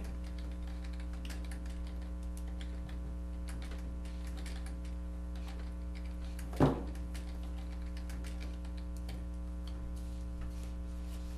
we talk more about tick signage? Oh, yeah, so just to bring that back up, I know in Heinz, you were mentioning the CDC, so the memo that that Settler sent out had a poster that I believe she said was from the CDC website. I was telling her, and I didn't get a chance to pull it together yet, but there was, in Stowe, the Stowe Conservation Trust, one of our members had pulled together, another sign that also showed different types of ticks or sizes and that kind of thing. And what I was saying is that a lot of our properties didn't have a kiosk, or a place to really put a poster, and so there might be some places we could do a little bit bigger thing, but there might be places that we might want to do, and the trail committee hasn't really gotten to this discussion at this point, but you might wanna do a 4x4 post, that has the trail marker, or that's at a trailhead, and you could have a little placard, a little card or something on it. But, there was no, I also said, some of our properties, trailheads, go into Harvard or go, into Stowe or other towns or whatever, maybe it would be better to try to look at buying something more bulk too, rather than us trying to foot the cost, for a bunch of things. But, we're always balancing how much signage do you put out. Well, that's what I'm wondering, Yeah. is it gonna freak people? So That's here's a- the thing, when I moved into my property, my wife wouldn't go into the woods because we had this tick problem. I'm like, God, we have this great resource. One time she actually ran all the way home because she was so paranoid of, she saw ticks on the kids. And then after a while, we didn't have the tick problem, and now she's back in there. So I think it's pretty common to get pretty freaked out. And I just wonder, if those tick signs will show a big picture of a tick, which is right. probably the worst thing, or if it'll give some guidance. I think one of the best things they recommend you do is check yourself for ticks. Especially the children, because they never, you just They get are them already sure. out. Are they out already? I gotta get 3 off my dogs. Oh jeez. Oh, So you can do all sorts of things, like tuck your socks over your Mm. jeans and wear a hairnet and Right. spray yourself, but the best thing is just, to check yourself, so I don't know if. Well, the poster that she sent here has prevent Lyme disease, wear repellent, check for ticks daily, shower soon after being outdoors, call your doctor if you get a fever or rash. So it's not, really too scary, and it is more Yeah, again, preventative. yeah. but it does have a big triangular picture. of the Does it have like the stamp. different bite marks? Cause that's the one. No, Yeah, no. with the fridge. Yeah, Did yeah, I and send the this to circle you? around it. Did I send you this yesterday? It just came in this week. I didn't So see it. I may, Oh, I know I scanned it in and it may have sat in the scan and didn't get out to you yet, so, okay, I'll send this out then, too. You should get the letter, it's got a link as well, so. Yeah. I think we can continue talking about it, but I think the thing is where we would put them, so, you know, It's almost like a Yeah. PSA, you know, like, I was just gonna say that, could that go into the newspaper? they have had, letters to the editor, I think, or maybe it was more of a crier kind of a thing where they did just have something that was in the paper. Is that Um, Bolton local or something? I just read something. It might have been a Bolton local too, maybe I saw it in Local. Stowe and, I think, you know, where I may have seen it is in the penny saver thing or whatever that is, that's, Yeah, the this- free one, the Homestead. Action Unlimited, Unlimited. yes, I think I may have seen Yeah. it in there, so maybe it hasn't been in the paper yet. Yeah. If you guys didn't see it in the Bolton Independent, maybe it hasn't been yet. Is it hard to get up on our website? No? Some events, it's. yeah. And actually, maybe Linda it may have gone out on our website under news and announcements sort of a thing, I can't remember, you know, is there a committee? But it wouldn't hurt, you know, we could have it on ours as well, maybe on our page that has our trail maps and That's that what I'm kind of saying, thing. cause that's usually where I go before I go to any places, the website, the Trails Harbor, what that is.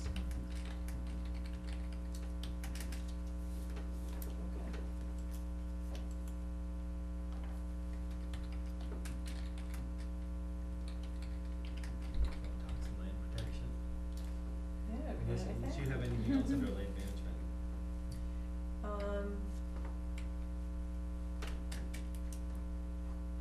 No, I'm anxious to, send an email, I need to get in touch with the guy who's done a lot of stuff at Barrow Springs. I guess, actually, that was one other thing, I did talk with, so, I don't know if you remember, but in the fall, we were gonna have butternut farm open space areas and, actually, I guess it was just gonna be butternut mowed by Mark Case. He's done some of the mowing of that, like he did it last year, or 2 years ago. And he didn't do it this year, the timing, we've tried to push it typically as late into the season so that as much flowering plant is still in existence before they mow it. And sometimes you run into bad weather, which is what happened, so they ran into too wet a condition to then be able to do the mowing. So in the past, and I say this we, I mean, in the past, the commissions have felt it was okay to even do it every other year, you know, with the point that we were trying, and I don't know how familiar you all are with this property, but you'll see it when you go out and do the wildland site visit, so, you know, it's, a lot of it's field, you know, and so the idea was really just trying to keep field, I mean, it used to be, I guess, squash, right, is that what it's, but I mean, I'm thinking Butternut and Hubbard, you know, it was a squash farm. There you go. But, you know, now it's grassland field, it's not huge acreage or anything, but we also just don't have a lot of grassland fields, you know, so having some edge habitat and a little bit, you know, different habitat's nice to keep that. So the idea was that, well, if we at least mowed it every couple of years, we wouldn't be getting the buckthorn in there and, you know, the woody growth. So that's why we were mowing it initially, and then the neighbors, some of the neighbors anyway who lived there initially in the subdivision were like, you know, we'd really like to see it mowed every year. And so they, one of them anyway, he agreed to do the mowing, you know, if we rented the mower, he would do it. So for a couple of years that happened, you know, and so we've kind of had a mishmash of people who've done it. And this guy, after doing it for many years, was like, you know, if somebody else will step up, I'd be more than happy to have them do it.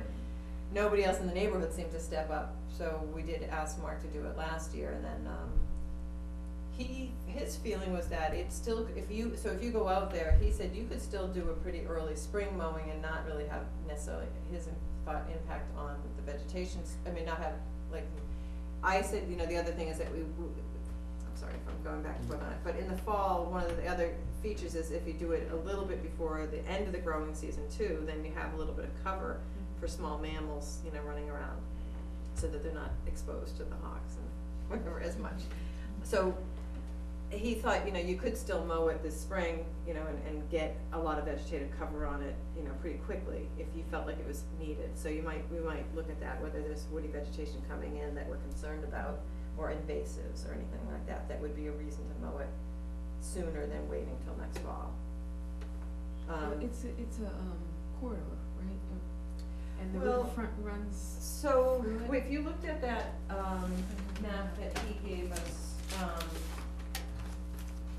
have there's the subdivision map? Yeah. I'll just scroll off for a second.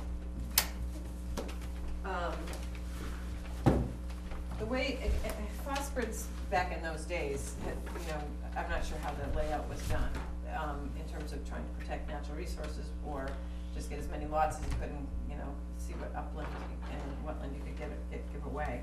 But in any case, the road comes in here and we own this parcel N,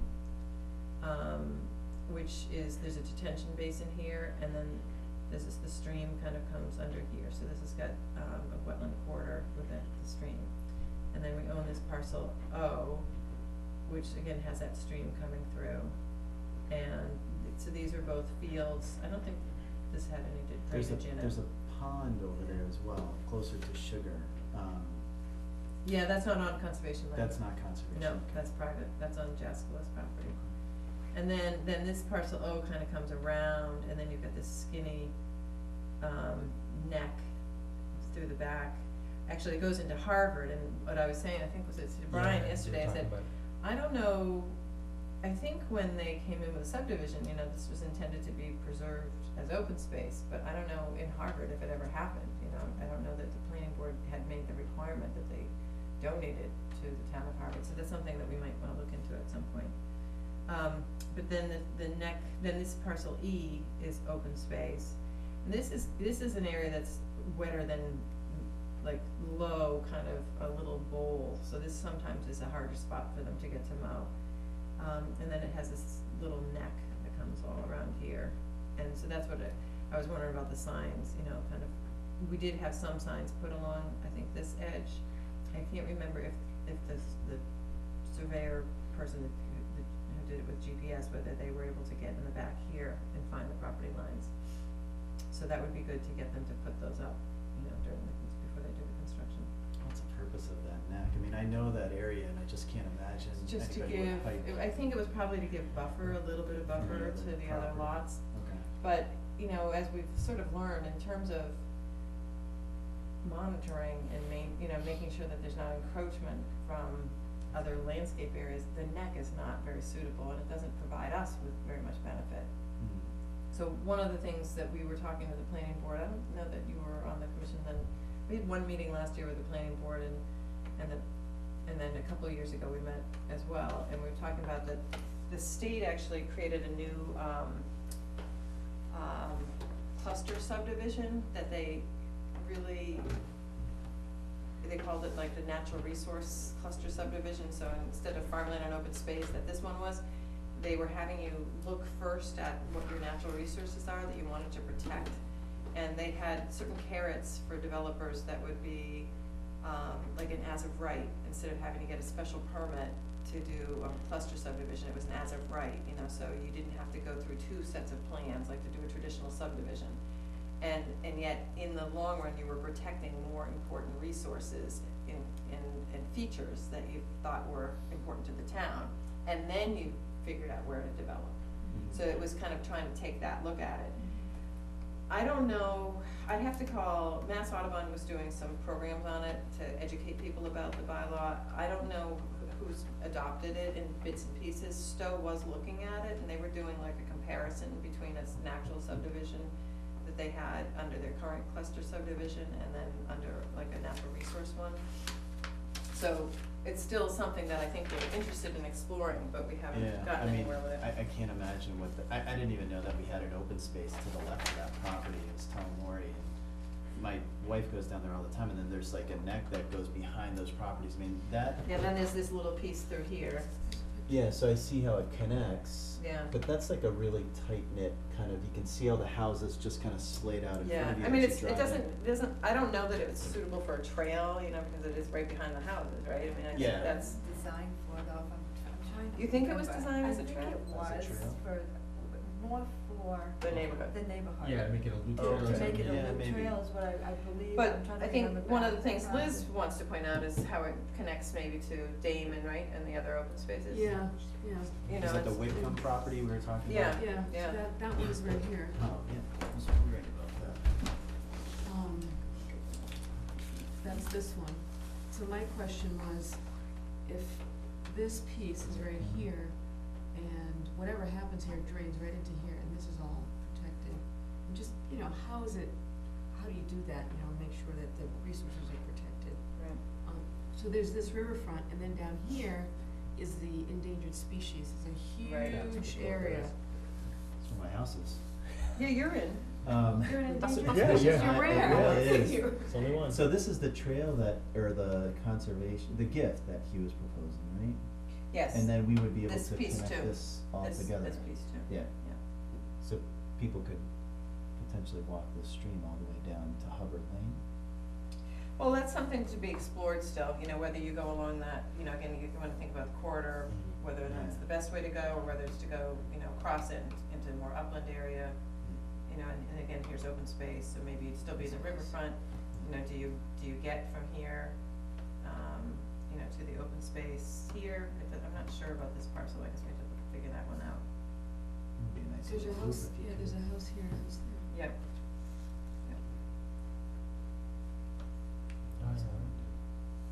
That gets you back to the road? Oh, so. John, Barbara, who you So, defer, is that? it does look like it connects. Yeah. Does it? But it gets cut off right behind the lot 4, right? No, Like that, this is the neck yeah, of open coming space, around, and which I this is thought open would connect. space. Is that open space or is that? Well, it looks like it is, Is that this John and Barbara? oh, maybe it is, yeah, you're right, it might be. Coming over from That's, Har- or that's the coming- question well- is whether that's, Would straddle both, yeah, it could straddle both towns. yeah, From It's just the house. back corner of their property. This is. well, in which case you'd have to come down to Hubbard Lane and go back up if you're gonna do anything more, but. Wait, it looks like are these trails? These little lines here? No, wetlands. Oh, this might be a These- cart road, these look- yeah. these old look cart little roads, roads. cause I think, didn't he say This is- that it Yeah, used to he be used to, in high forested, school, he would or, look for the road, right? yeah, So these, that's one. I didn't know if they did forest cutting, I couldn't remember if it said that. Cause I think it, wasn't it? He would look for it, so I know that it was cut. But even still, that's a nice little loop, I mean, you can still Yeah. do Sugar Road and you Mhm. could do Bike Yeah. Trail, it's. Following the stream too would be really cool. Yeah.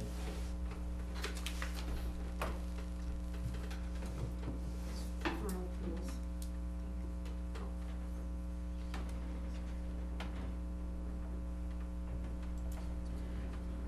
Sorry, I think it is blue, right? that's what the little symbol is? I can't remember.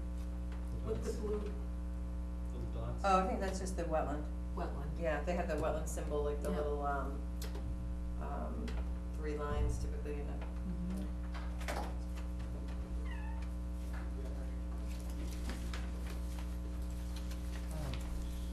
You want to do a quick update on the open space and rec plan, where we get to?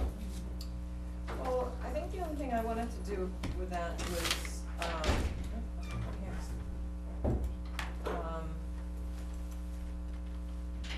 was just say, you know, we did go to, I can't remember when I've talked to everybody, sorry, but Liz and I did go to advisory, and they did put back into the line item for professional services, 14,500. So, you know, we do need to also be prepared for that for town meeting, thinking of that, Yep. we should really make sure we're That's- prepared for the whole yeah. budget, our whole budget, you know.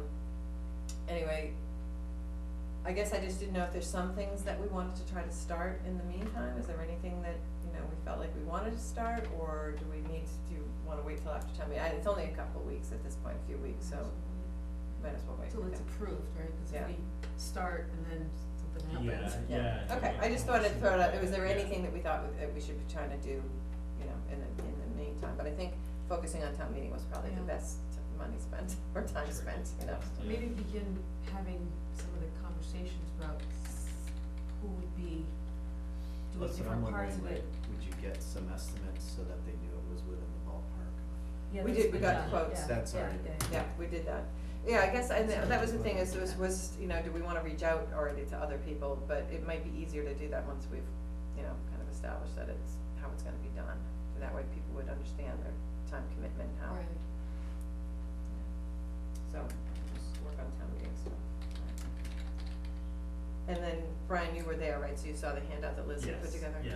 So Liz had put together a nice, overview, bulleted, kind of little quick PowerPoint with some examples of maps, key parcels that we were able to get state funding from to help reimburse and offset the costs from the town. So I think that those would probably be perfect for, I guess the question is whether we wanna present that. I think typically, so Richard Fye, the moderator's asking, like, what are you gonna present, how much time, and how are you gonna present it? So I don't know what your thoughts are, but if people just gloss over our budget and nothing comes up, then, you have to spend the time, right? So I think maybe it should just be those slides, and have the IT person, or Gary Perwack, have those slides in case we do need to speak to it, right? But not necessarily plan to present unless we need to. Right, unless it gets, unless there's serious debate on it, because there's a really good chance it'll just be. Yeah, okay, good. So that's all I have on that. Our good friends at Tennessee Gas Pipeline have your drafted letter too. Oh, I didn't get that sent, did I send it to you? I did send it to You you. did, yeah. Right, okay.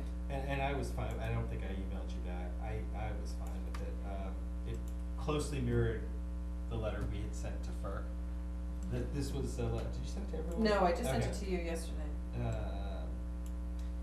Our new, The one from Topsfield? no, it was It for was our new- letter that we, it was- okay, that we yeah. sent in October, To the new Secretary of, Environmental Affairs. thank you. Just basically, and mirroring a lot of, just letting them know where we were at, that we were opposed to this. Well, it was, Kinda- I'll say a couple of things on it while you're looking for what I Please, sent, there it yeah, is. We had sent him a letter inviting him in January to the open houses. To go, yep. And so this was kind of, I was using it as like a follow-up, because at the open house, one of the things that the Tennessee Gas representatives have said was that they started meeting with the state officials. And so, and that they were in the beginning stages. So I thought, all right, well, why not use that as a jumping off point and send him another letter, starting with that we attended the open meetings or whatever, open houses. Right. And therefore, we thought it important to send him a copy of the letter that we had sent to FERC last October. And then what did I do, just bulleted the points? Yeah, that yeah, we our had. main points that we had brought up to FERC, letting him know that those were our primary concerns, he and his staff know that we, and there's things for them to consider as they're meeting with Kinder Morgan. You mentioned that in the letter too, which was nice too, that we did go to the town meeting and, the open house. Yeah. And at the open house, it was mentioned to us that Kinder Morgan said they've been meeting with you, which is nice to hear, and, here's a copy of our letter and our concerns, and this is our problems with the project, and please basically keep these in mind. Yeah. And something for you to consider as you and your staff begin conversations with them, this project going forward, and then talk about town meetings coming up on the 5th, right? Mm-hmm. Safety, environment, the commission asks for your leadership in building a green energy future that doesn't compromise our Commonwealth, our Constitution, or our conserved plans. So what I wanted to, I don't know, those weren't my words, No, because I they agree. were part of a flyer that was handed out at that meeting, at the open house. And so, but I liked it, it was a good conclusion to what we were looking for, and so instead, let's fix leaking pipelines first and keep building green energy future, which is what Secretary of Energy and Environment is supposed to be trying to do, and that doesn't compromise our Commonwealth, our Constitution, and our person's conserved lands. So I thought that, I didn't have anyone to quote, because I didn't know who did it or anything, but I also didn't see why I should rewrite the whole, something that sounded so perfect. Yeah. And maybe that becomes more of a motto if people start using it, so. But I thought the letter as it stood, I thought it was fine. It's very short, sweet, and to the point. I guess and the just- thing I didn't consider in there maybe yet Yes. is how many people we wanna copy on that. Like, I think we probably should copy our representatives again with it, do you think? Yeah, yes. And what about FERC? Do we copy FERC on it, do you think? I mean, it's really not too, Yeah. Secretary. Yeah. And it's really calling to his attention the Yeah. letter that we had sent to FERC. but it's copying the state representatives sounds appropriate. Just let them know that we're trying to engage or doing our best. And maybe the selectmen, we should copy them, since they've got the articles and stuff.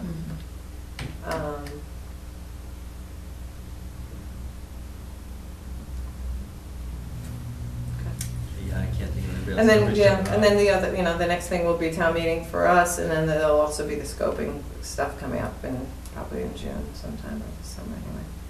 So, okay. I guess, and then if anybody else has, an idea of sending something to anyone else, I would also still like to send them to, like Fish and Wildlife, they just wrote a letter, Department of Interior, just had a Yeah, Fish and letter. Wildlife is a good one. So there should be some other ones that we get out, but this was an easy one that, Mhm. that came to mind, like, let's just follow up on what we started. I don't know if we discussed the group, there's two things at town meeting, there's one having the whole town vote on that resolution. And then the second is it? The Article 97. Yeah, advising, it's all the stuff we talked Yeah, about earlier, yeah. that's right, so we're gonna review, Yeah. what would it be? Asking the selectmen to advise our, Well, this is the Selectmen's article, so they're Alright. actually proposing that they as a ask our town representatives, state senate and state to representative. represent the Article not- 97 and not, Yeah. change the laws. Yeah. And that's really all I can think of offhand right now with our friends at TGP.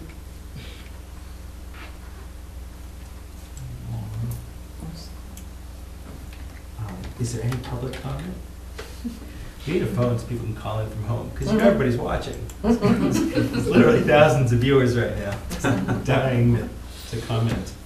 That said, does anybody have anything else they would like to discuss this evening? Anything we haven't gone over? Anything you can think of? Not that I can think of. In that case, I'm going to hereby close the April 6th, the April 7th, 2015 meeting of the Bolton Conservation Commission. And thank everybody for their time and attention. That's it. Great. Bye.